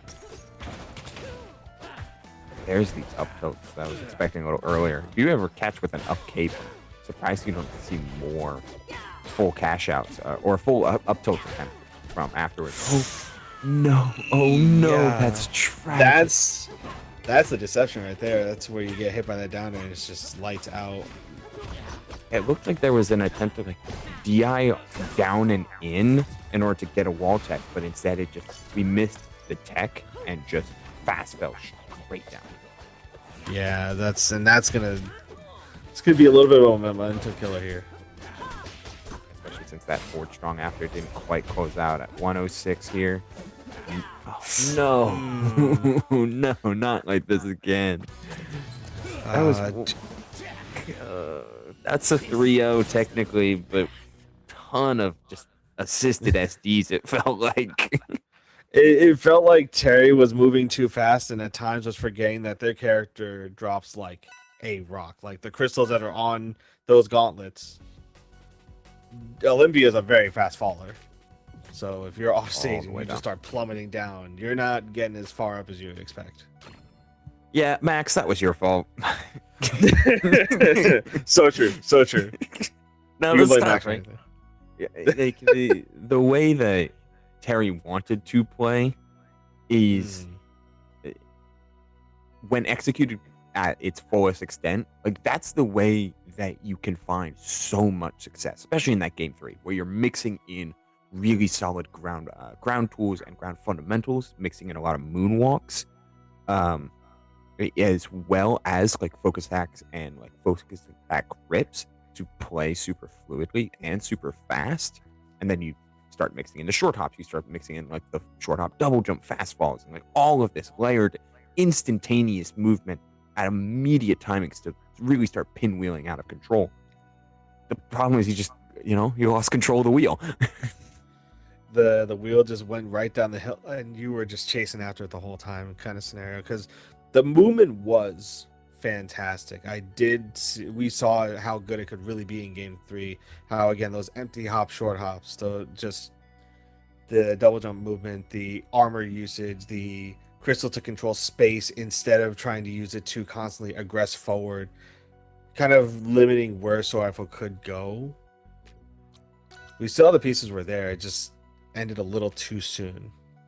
So maybe we'll see Terry get the run back. We'll see here in a little bit because we got B-Bats versus Godly in loser semis. Yeah, which means our path is currently set. We're mad chilling here with our top 4, which is B-Bats into Godly. Winner that will play Terry, and winner that will play Soul Rifle. Nice stuff. It's got me curious. How do you think B-Bats feels about Rano and vice versa? Do you think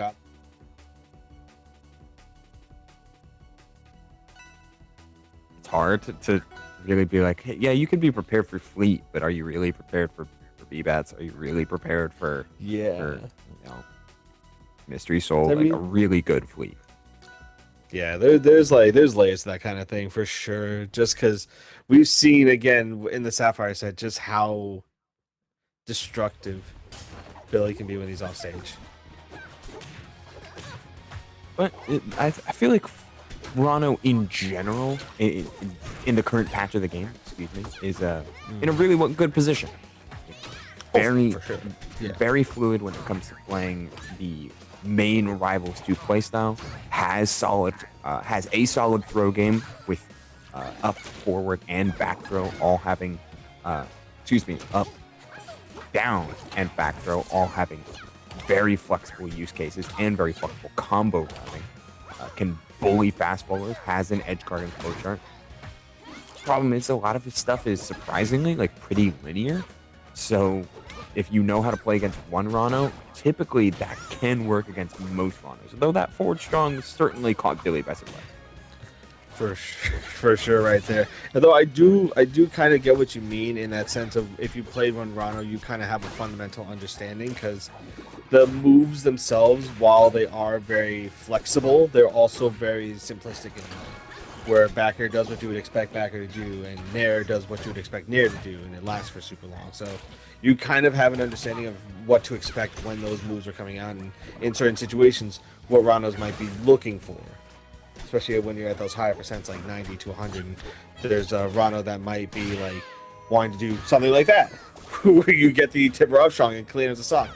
Or if you go for maybe more fundamental stuff like forward airs and you rinse repeat your edge guards. It's about knowing what kind of Rano you're fighting and how to adjust your game plan for that. Because right now, Godly is running away with this game number 1. My goodness, I'm sorry. Ooh, okay. Clean parry in order just to start things off.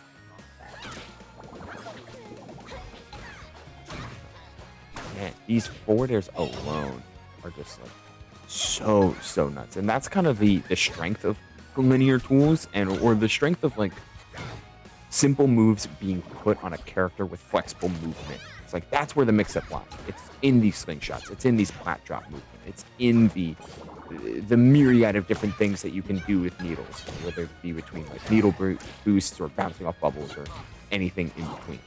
Is the hitbox still has good coverage, it has good utility, no matter how you control the character as the pilot.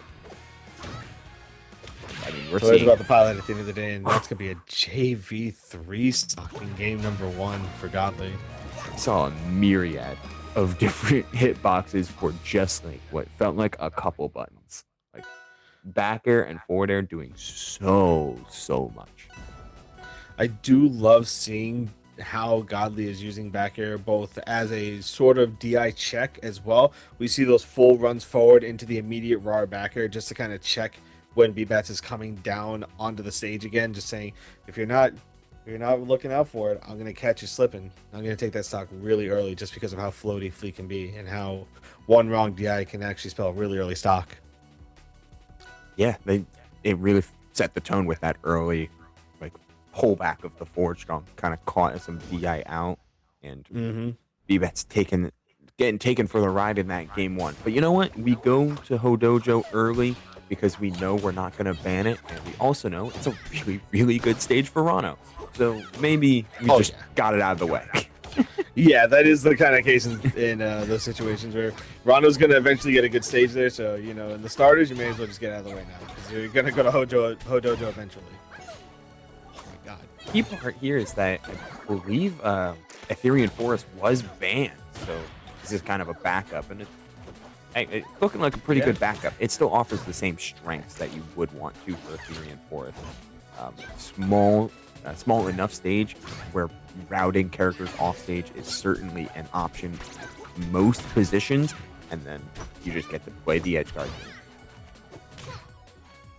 In this case, Billy is going to take full advantage of the smaller stage, but same thing with Godly there, down to into the tipper up strong, going to clean it up and keep these stocks even.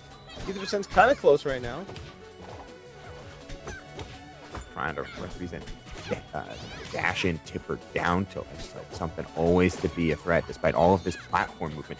Nice way to get avoiding the parry stun. That was clean. Brett fully committing to that, yeah, and going right to the ledge. Gets the jab reset into the grab. Oh, great down strong there. Didn't have any extra resources, no slow fall. Had to use the down B in order to even get close enough to try and get the ledge. Nice little snipe from Godly in order to really cement a lead. I do love seeing Rano generally just kind of aggress Fleet off stage a little bit, be it with the needles or with just a simple passive nair or back air, just because once you hit them out of the float, there's not much float left there to really deal with. So it's just another resource to take out of the equation when you're edge guarding Fleet. Whoo! Dodging around. Barely able to get by the down air and tack on a little bit of damage too. This 55% is nothing to sneeze at. Oh no, slightly off the mark on the up strong. Finds it the second time. Hey, getting the snipe all the way up closer to the mountains, but you've done what you needed to in that previous stop. We're at 68%. That's early floor hook percent gone for most options here. That means the whole playbook is open in order to find this stuff. Yeah, the big thing here is that are you going to be able to successfully deal with Rano's sort of faster, aggressive buttons? Because you can only really trade for so long. You got to get those clean hits in. Otherwise, Rano's going to be able to just run away with this game. That was double risk. You know what? Good. Because the risks that B-Bats had to take 3 times over in order to fight from on ledge, first of all, skipping ledge completely, then doing float fair out of shield, super deep to just raw contested mid-screen, and then trying it again with a dash attack. It's like, okay, no. You get away with 2 of those in a row, not the 3rd. Yeah. Again, it's a 3 strikes you're out kind of rule there, and Godly made sure to punish that 3rd one with expert precision. But it does beg the question if we're going to be going back to Tempest. No, we're going back to Hodojo for game number 3. All right, I like this stage too. It's not a bad stage for Fleet, right? Like, I don't think it is.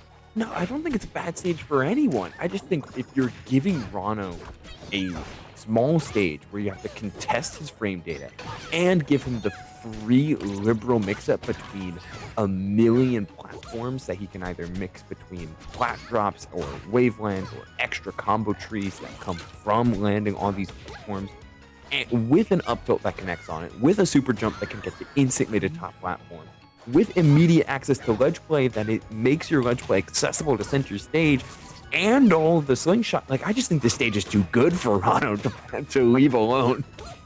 It is kind of a really good stage, on top of the fact that you're also buffing his recovery in some ways. So the same way that you would on Merchant Port, how he's able to access that mid platform there. This top platform also just gives him another place to escape to if he's already trying to recover high. He already has another place to ledge cancel to and possibly reversal you off of. As we say that right now, Godly's already taking the first stock, but B-Bats taking it back. 72% again, kind of a dangerous percent window right now, but again, we can possibly see a reversal at any moment. B-Bats known for just kind of deleting stocks off of a single grab if need be. You can't take anything for granted. truly against a character with this much X Factor and a player with this much X Factor. Oh, for sure. Won too many games off of finding a stray up tilt, and we almost saw the proper routing there.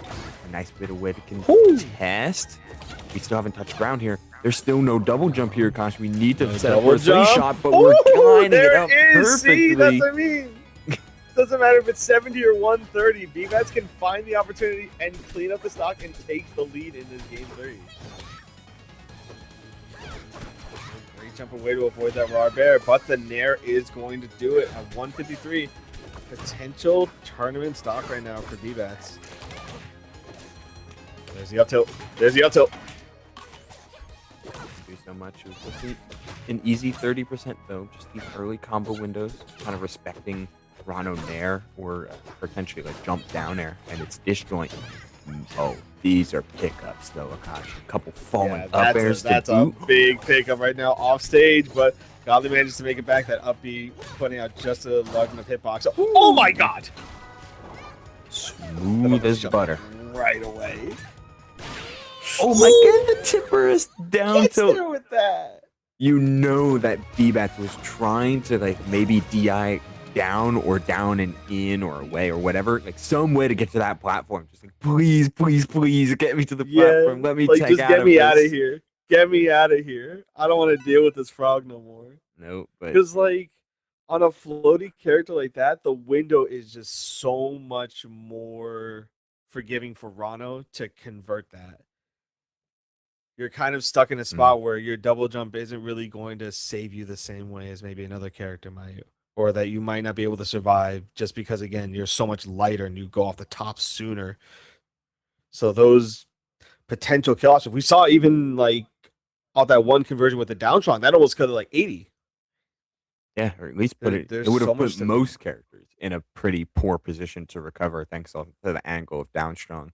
Luckily, Fleet has slow fall, but that alone kind of forces resources out, whether it be the down special or slow fall, where you get the chance to like make a hard read and call out an arrow pulse, one of the side beats, like something that forces a resource, and Rano can make their way out there. And that's kind of the way that Godly played so many characters, so many players. I mean, in a multitude of his runs, whether it be recently at the Zeus monthly or Frost or Frosty Faustings, which they won. Like they were so good at forcing you into positions where he guaranteed a resource was going to be coming out. And then once he got a sense of which resources that the opponent liked to use first or second, or making or where those windows manifested rather, that's when the bigger opportunities were starting to come up. And notably against B-Bats, none of them were really off stage. It was entirely based on what is the consistent final resource when they get back on the stage, or when they're trying to shift from defense to offense, and how can I exploit that? There was plenty of tipper down tilts to exploit those. Oh yeah, the spacing on those was immaculate. On top of the fact that the movement on stage was super good, waiting and reading for Billy's defensive options out of certain situations, because again, we saw those raw bears trying to snipe those possibly, don't want to say lazy drifting DIs like after they got hit by something, but it's just a sort of check to kind of keep you focused in on staying away from Rano, which means that Rano has more space to move around and really exercise all that really great movement that he has and all of those really fast buttons. Yeah, it's on full display. Certainly there, Akashi looked real good to wield those that faster frame data in such a polished manner. But now you get someone that can match your pace and match your tempo, that's true. And match your style too, because Terry is who put Godly into losers in this bracket in the first place. It's a run back. A run back from winner's side to top 8, where Terry 3-0'd Godly. Granted, 3-0 probably doesn't tell the full story.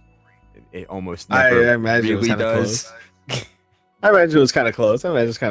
But close though. But close though. All the same, I mean, this is gonna be sick. Losers finals. Winner of this will play Soul Rift. It's gonna be the matchup of two really fast plays, very experimental in their movement and very experimental in their style, very adaptively fast players. It's just going to see who decides to turn on the jets first, and if they're going to keep those jets burning through the entire set, or if they're going to try and slow down and really start adapting before the other player catches on to how they want to play when they're really moving. The trick will be like, how much does Terry want to play the mix-up of focus attack? Because all of Rano's aerials, with the exception of exactly all of Rano's consistent aerials, up air and down air are multi-hits, but you're not using up air and down air a ton in neutral. And a lot of times, the way that people end up playing against Rano is sticking very, very horizontal, because Rano wants you there, and most of the time you can get some cheeky hits in off of Rano, like dashing in and out or trying to go match him toe for toe in a battle of range. It's typically what Fleet tries to do. Olympia can't really do that, so you can try to wield focus as a way to get in and out, but Terry typically in the last games in the games that we've seen, is very quick to just like focus and cancel, use it a ton, and use it as a movement tool rather than strictly a neutral tool, or at least an engagement tool.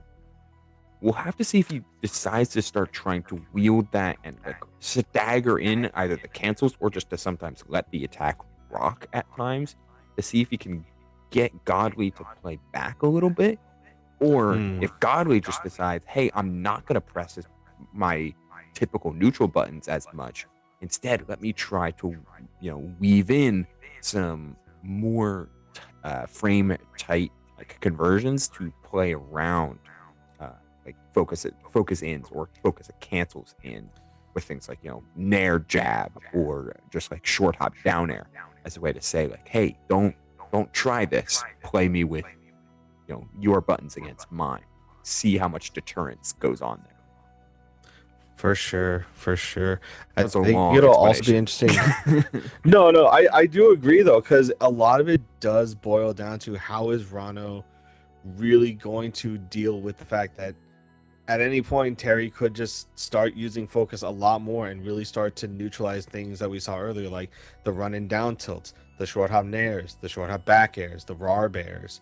At any point, Rano can get reversaled off of that just for trying to get a little too greedy and overextending on a combo that might not be real in a situation like that. But like you said, there's short hop down air. There's even just run up jab 1-2 into maybe something else, or jab into grab. We've seen Godly use that before. But again, like you said, it's going to be a lot about that ebb and flow of if Terry's going to start using focus attack more, is Godly going to start adapting and start using quick buttons, or just kind of tap in, dash away just to kind of prevent maybe a big punish from coming out. And if that does happen, does Terry start going in with more like focus attack cancels, using it again as a movement tool to really close that gap and keep on top of Rano and stop them from really setting up their movement plan and kind of keep them from really getting into the flow state of things? So I feel like Rano is at his strongest when he's able to really move around the stage at his leisure and really take, again, like you said, that horizontal advantage to full extent, just having all that stage to move around in and burst in and out of it as he pleases.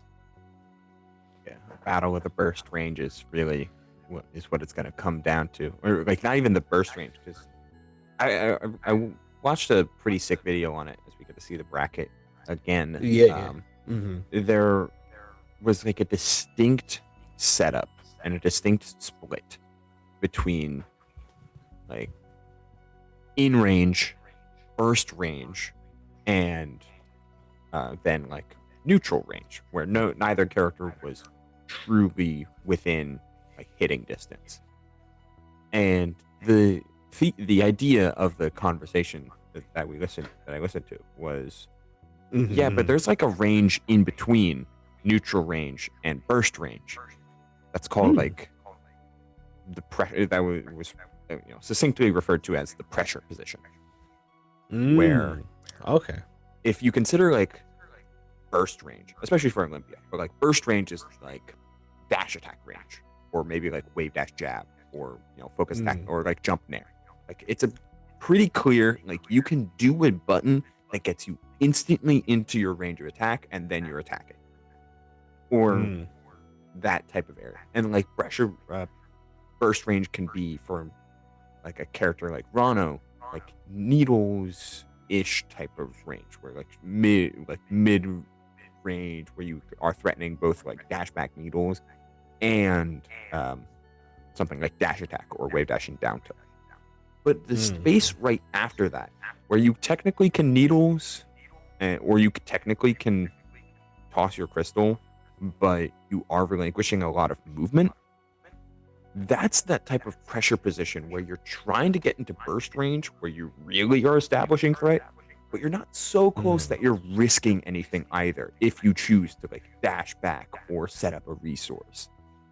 The conversation was typically about, at least in the video I watched, was typically for Sonic Spin Dash, and like where do you want to put yourself to play around Sonic Spin Dash. But the same thing can kind of hold true once you start considering like Floor Hug in the meta as against something like Rano Needles or against Crystal Toss, where can I be so that if I do dash in Floor Hug and they do Needles, I can punish the needle, or I can punish the crystal, or I can punish. I get what you're saying. Yeah, it's like this weird like pseudo mid range. Yeah, it's not far range. It wouldn't. It's like that weird. In traditional fighters, it would be like that 3/4 screen where like a fireball would be really effective at just kind of pressuring your opponent and letting you decide if you want to close the gap or not. And in this case, you know, do you want to jump in behind the fireball, or do you want to just walk behind the fireball? See what your opponent does. And I mean, we all know Rano's needle, single needle, even just 2 needle charge is just very good at poking from a very safe range, very low committal. So I think in that sense, like you said, it is a really good pressure point kind of tool where you can just kind of nudge your opponent and see if they're going to try and do something about this needle. Are they going to shield it? Are they going to parry it? Are they going to, like you said, floor hug it and try and dash in on me? So you kind of gain information for a very low risk. And that can kind of let you formulate your baseline game plan, or even just another level of adaptation from there. Whereas Crystal, while not as easily tossable as Needle is, creates so much space that is suddenly just not readily available to you. And that can be stopped at any point. It can be stopped directly in front of Olympia. It could even be thrown behind the player, or it could be thrown into the opponent or thrown into the air behind them. It sort of creates this threat of, are they trying to throw me into the crystal zone? Do I have to respect it? Do I have to play around it? Should I just destroy the crystal now? It puts more mental stack on the opponent for how they want to use the crystal. So in that sense, I get what you mean, where like this pressure point of their projectile game, the projectile war is kind of interesting between these two characters because they're both very fast, but their projectiles really do kind of either control space or deny the opponent the ability to kind of run in for free. Yeah, it becomes this really dangerous dance of, especially like in the mid-screen spacing, because like typically if you're gonna like really boil it down, like when they're right up next to each other, typically speaking, Olympia is going to have an advantage. But at a slightly further range, like Rano starts to have that advantage again. But that full screen, Olympia might technically have a bit more advantage because like Crystal offering that like AoE type of effect on top of being useful as a movement tool and as a going further as a projectile. So like the different ranges like can be so swingy and so wild, but at the pressure position, that like 3/4 kind of mid-range, a little further but not too far type of range where both are jockeying to be at the point where they want to be at, whether it be vertical or horizontal. They're both kind of in that same, they're both just trying to see who blinks first, or it's a staring who commits. Like it's so it's so nuanced. It's just like incredibly nuanced and like situationally strong for both sides, which can make this matchup like kind of hell for both sides, but also extremely fun to dissect for exactly us. I love that you say that, because like when you make a good point like that, it kind of opens my mind to like how other characters perceive that sort of not full screen, not mid screen kind of information wars slash mind games slash jockeying position, because Zetterburn more than likely does it a lot of the time when he's throwing fireballs. He's trying to force his opponent to do something, be it jump, be it floor hug and intentionally take the fireball, shield it, parry it, just gain some level of information or gain some level of conditioning on his opponent that he can then use to vie for that mid-range where he's at his strongest, when he can burst in with dash attack, he can burst in with wave dash shine, burst in with wave dash down tilt. He has so many good buttons, but if he doesn't really condition his opponent to either shield or to start to parry, so that when he does those short hops and his opponent is expecting the fireball and they parry out of reaction because they've been doing that this whole time, he then gets that big punish, and then boom, you're dead at 90 because it's Zetterburn. Haha, I've killed you.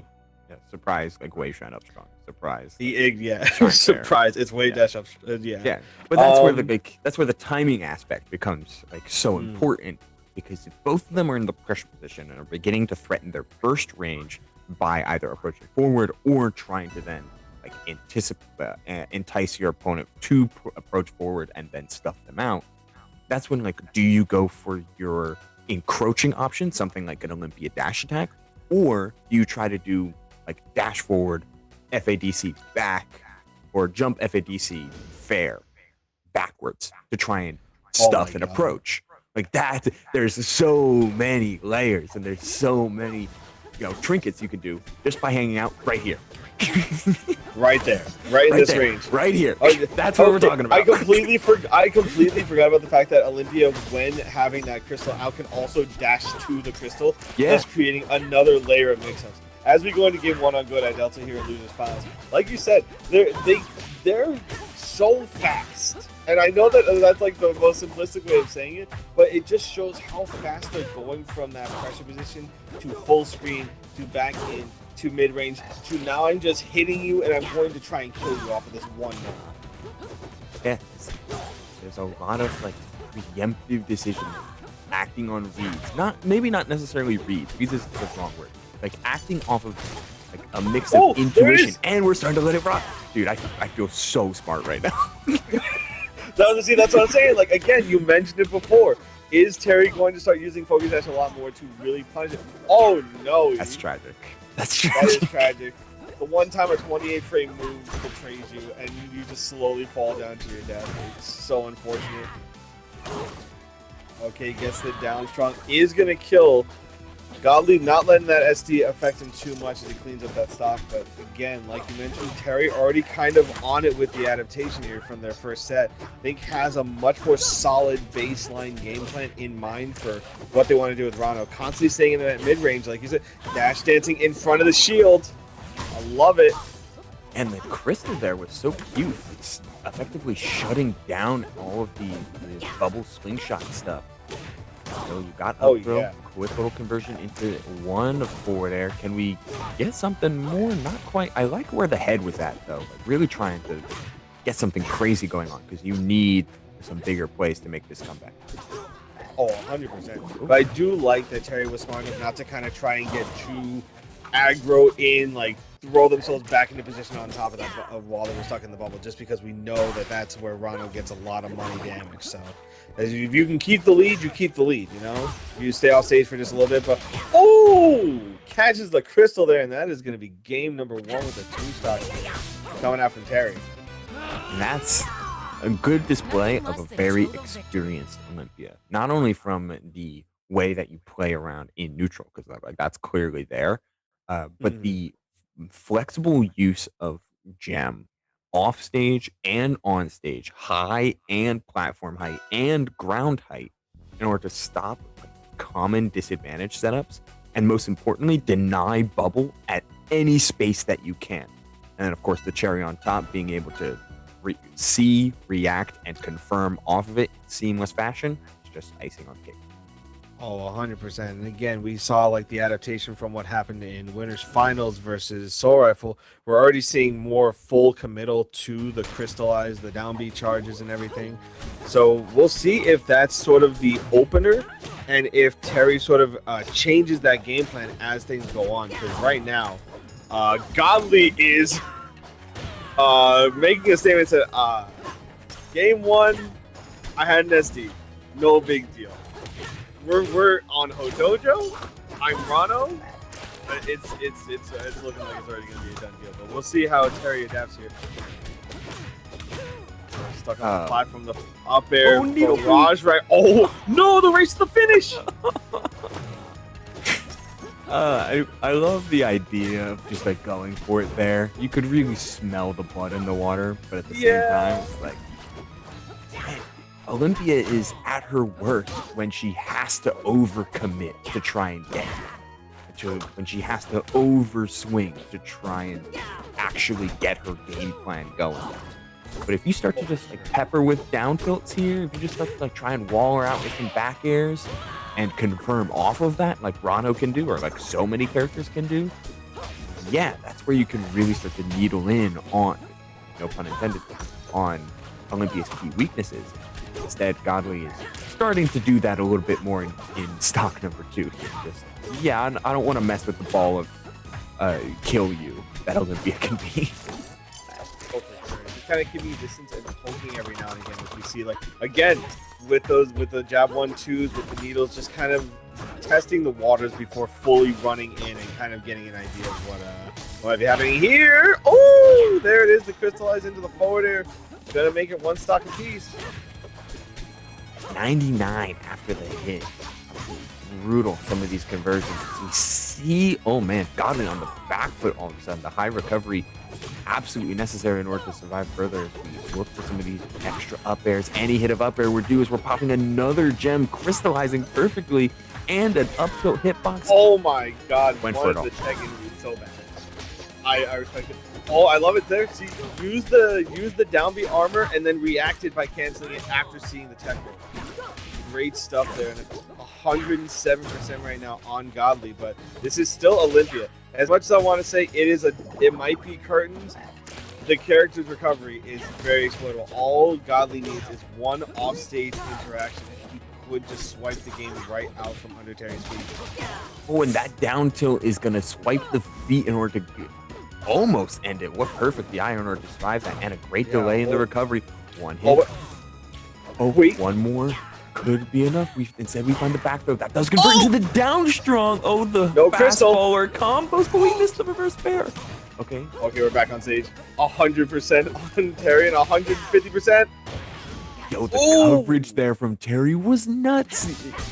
High recovery was forced once you grabbed the ledge, but there was an attempted mix-up of, oh, do I drift full in onto platform?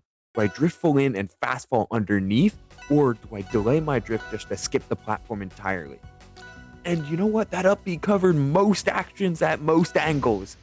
Perfect stuff there from Terry in order to get the win on the board despite a very, very rough start. And you know what?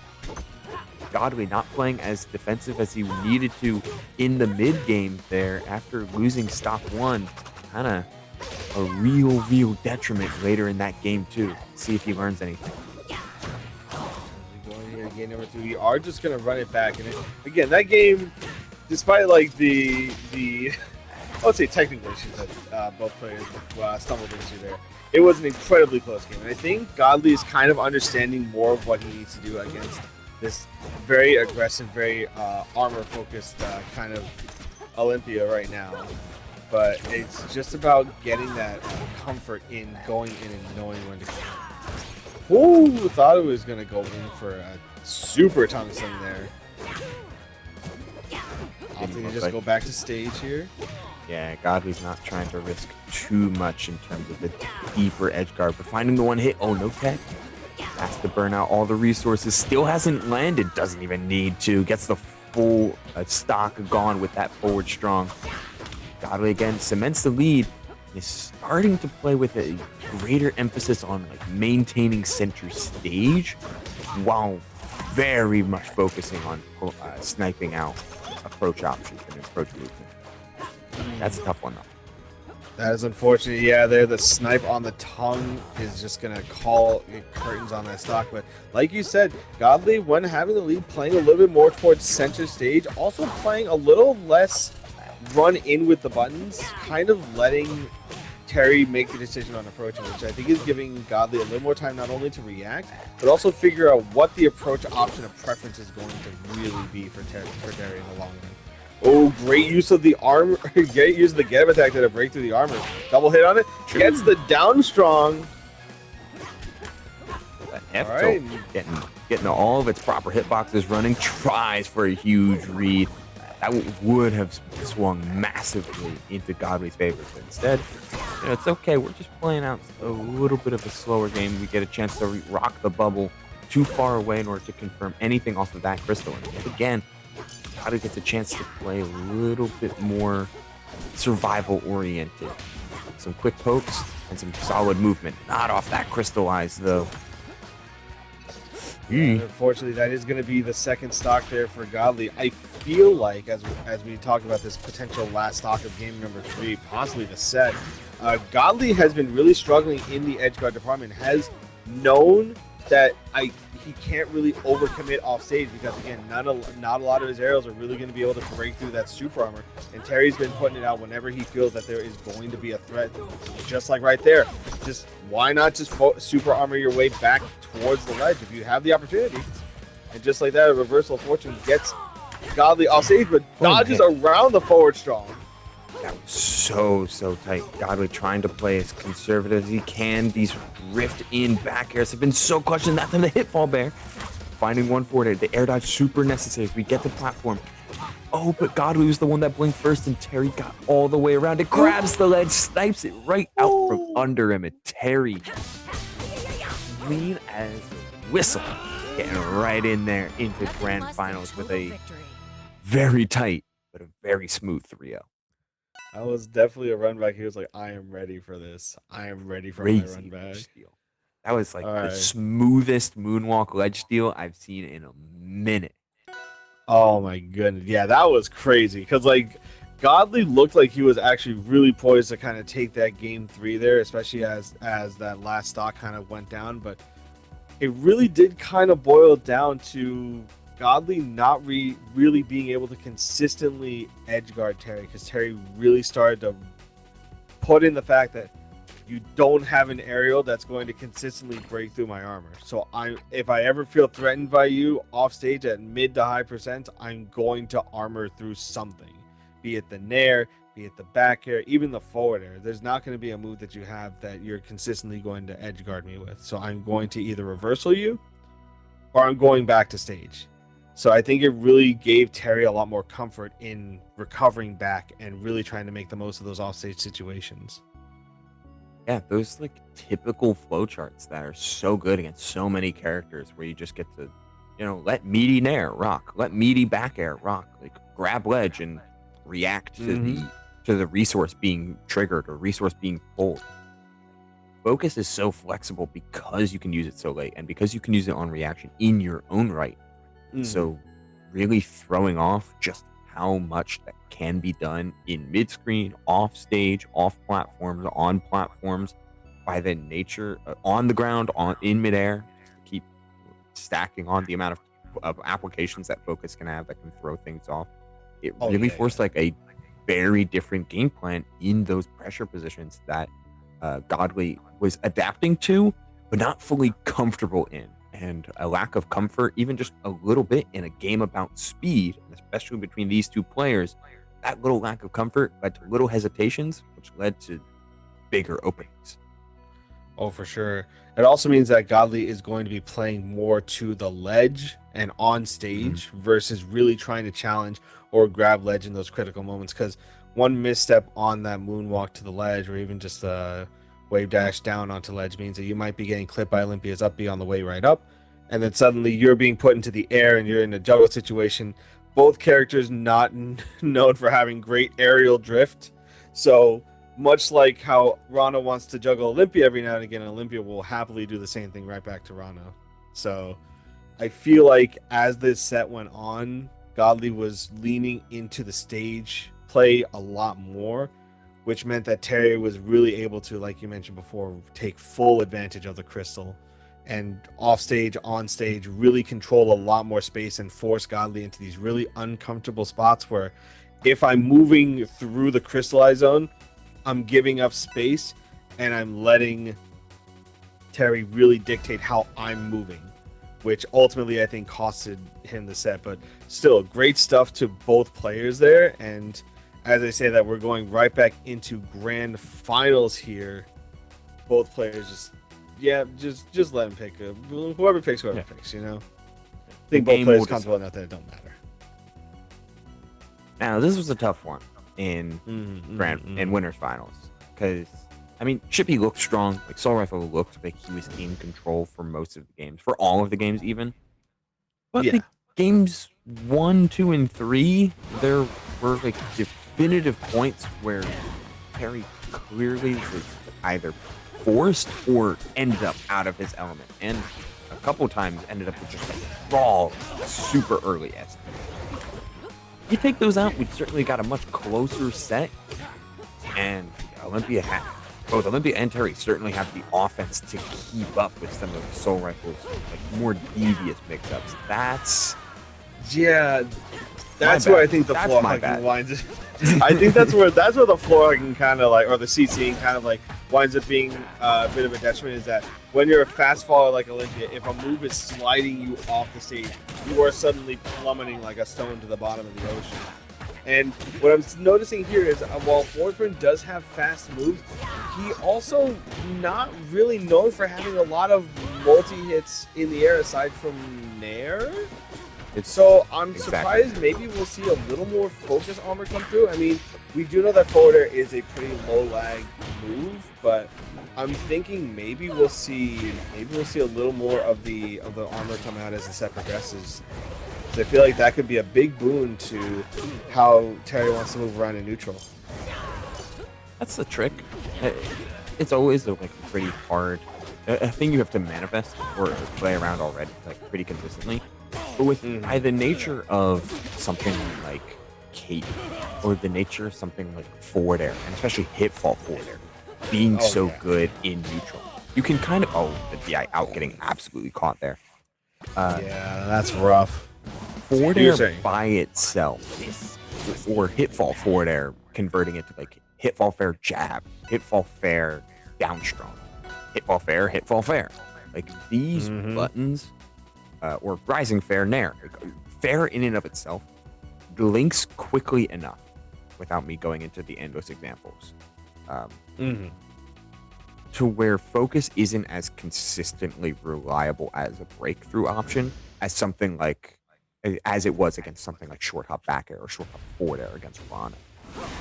Because you always have to worry about Forsberg stopping his defensive play and converting rather quickly into an offensive flowchart instead. Because that can happen so seamlessly and oftentimes without you being able to see it in the first place thanks to smoke, there's a little bit more risk behind it, making that raising come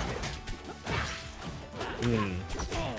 So at that point, do you think that Terry might need to play a little more bob and weave, sort of like an in and out kind of game plan there, where you're more so trying to really force those more committal options out of Forsberg, like those more risky flat drop neutral airs, or maybe those flat drop downers that are a little more in Olympia's wheelhouse to punish consistently?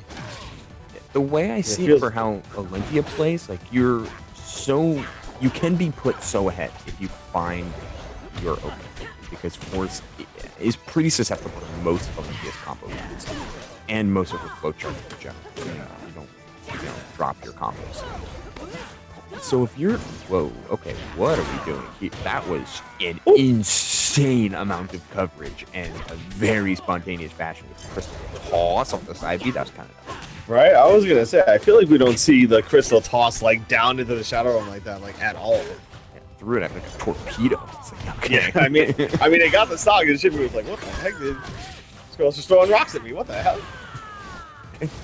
But throwing rocks up there with through your window. Yeah, your house is not safe. Oh, the up tilt is great. I love that. Fastball. That's the type of coverage that you need to call out. Oh my god! We want. I love the idea there. We teleported into smoke already. Yeah, you only get one of those per airtime. Nice little catch from Terry. I do love that Terry at that moment didn't really aim the crystal toss down at Forza, more just at the smoke to just clear out that area and force Soul Rifle to recover a little bit unconventionally. I think we're starting to see really, like you mentioned before, the opportune openings that are being found in. Yeah, we're starting to really mix in extra landing up airs for their spike hitbox, especially because things like down tilt or approaching jab attacks aren't as reliable at these low percents. That's tough. Again, trying to get to the ledge as like seamless and as fast as possible. Soul Rifle calling that out and finding the stock. Oh no, and a huge downer. Yeah, honestly, Soul Rifle's movement has been clearing up a lot of these stocks too, just on the cusp of being able to grab the ledge before Terry and then having Terry just fast fall right down to the ground. Ooh. Super slow, epic get up. He caught the up air, just letting the up B rip right away, and it works out just in the nick of time. It was a little suspect towards the end there. No purple, no guaranteed, no nothing. But the Crystal Confirmed didn't try to get cute with it and maximize the damage and be super hyper efficient at a already maximized percent. Just commit to the combo, and it worked out. Which is absolutely what you need in moments like that. Like, even if Forsberg is off stage or a million miles away, you will be able to exploit that recovery. Again, that is probably the most vulnerable part of his entire game plan. Like, he is a monster on stage. He is very good at mixing you up and keeping his options more ambiguous compared to some other characters. But when he's off stage, once he's burned a resource, it's gone until he touches the ground again. So his recovery can wind up being very straightforward if you're able to kind of rinse and repeat him once or twice. You have the side B back. Yeah, we're getting wall. Crystal came back just in time. One tech. Two. Oh my! Oh, that's just mean. Yeah. You have to do like tech drop there as well as you can. Like the shortest fastball, like tech fastball wall jump. Just not get hit by that down. But it's so hard. It is such a rough spot to be in because it's that disjoint that lets Forsberg do that against a character like Olympia who can't really afford to really overextend their up B above the ledge, you know? Oh, charge that. Yeah, there's a vision there. I like that. Yeah, Soul Rifle is really starting to scout out a ton of the different like backsteps that Terry is doing. Instead of focus being used as a way to move forward as frequently, it's being used as almost like a sway for those that for those that aren't familiar with the difference. A focus attack was typically used as like a cancel or some like forward movement, but a sway can be utilized more prominently as backward. And those type of like backward sways into cheeky jump in up airs or jump in nairs means that you can create space, then close it just as quickly, and flex different opportunities at different timings because you're making that extra space. And you get Soul Rifle reaching a little bit. You might get him catching, trying to do like an errant cadence or an errant dash. Something that you can whiff punish. Forcing those whiff punishes it has been giving Terry a lot of success thus far.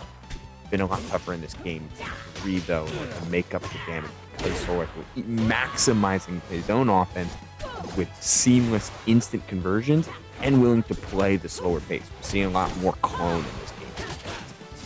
We're also seeing a ton of smoke being utilized to great effect. Again, keeping those options ambiguous, keeping the true intent of what the plan is here under wraps. Because again, it does kind of force Terry to engage with Forsberg in a way that is a little bit unconventional and a lot more risky. Because again, you're the one throwing out the button first, and Forsberg would love if you just whiffed a button right in front of him and you wouldn't even know that he's in front of you, you know? Absolutely.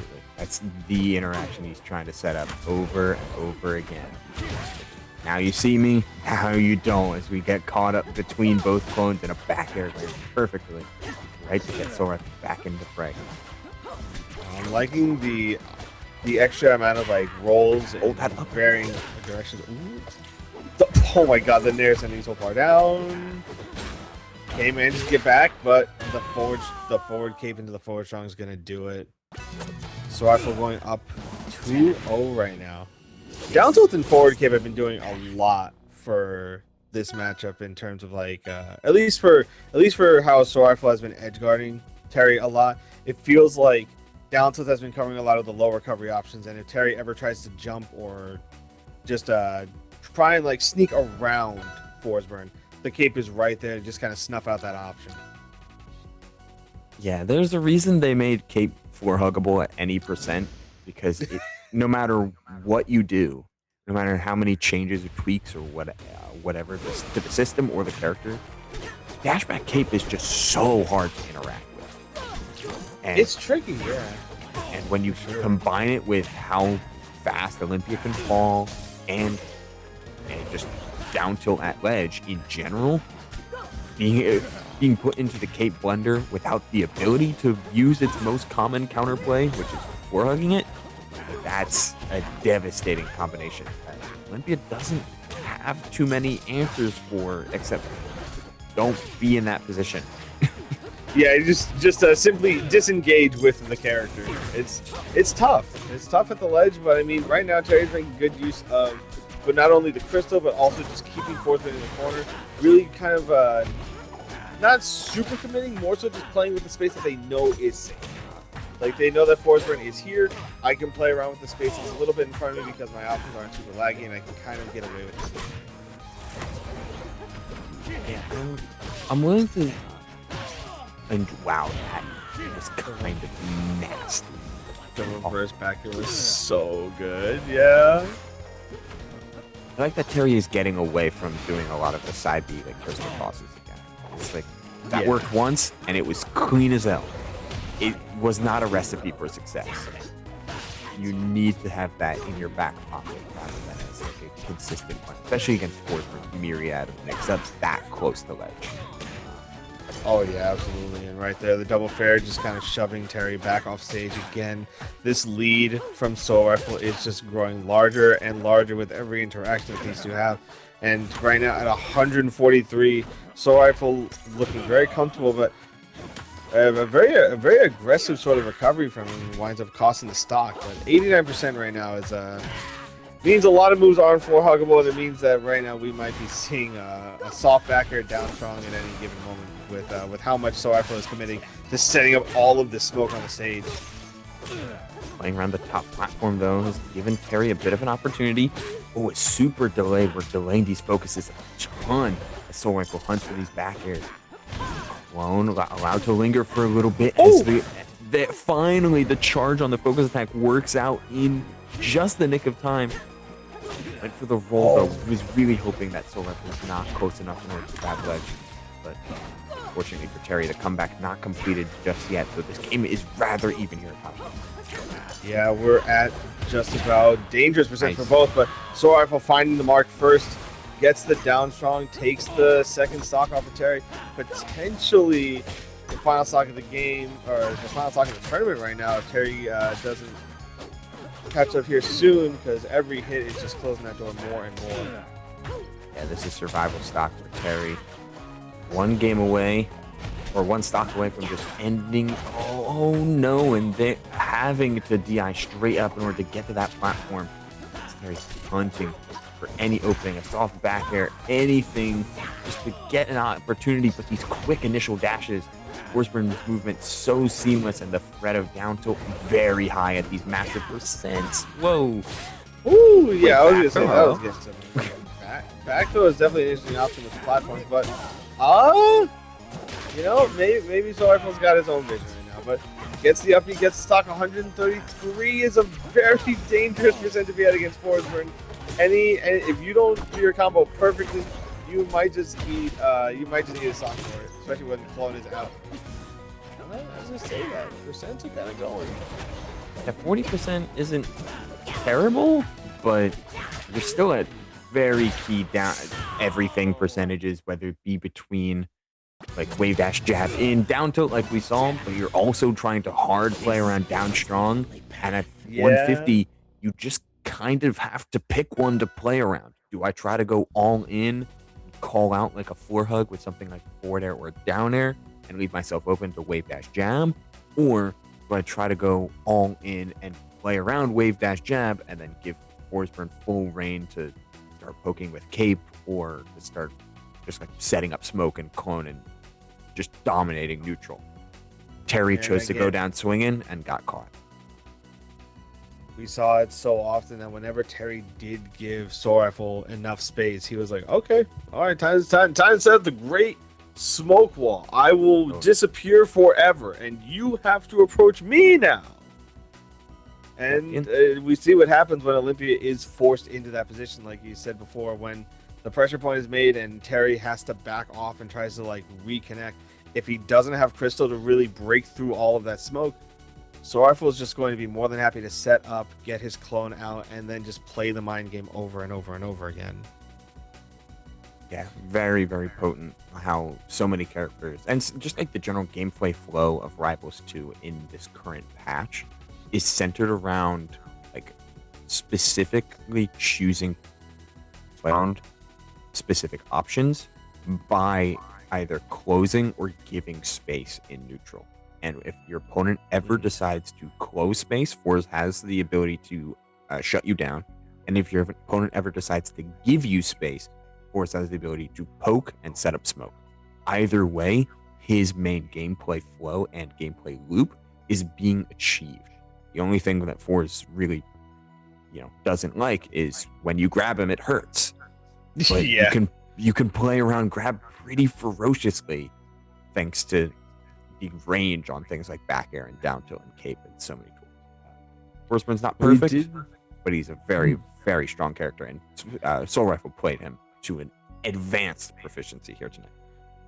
Oh, for sure. And I mean, we saw there were glimpses there where Terry was really able to take full advantage of the, not only just the focus on it, but also how Crystal was able to clear out smoke, both on stage, off stage. Again, we saw the Crystal Toss being used to clear out smoke and take out stocks as well.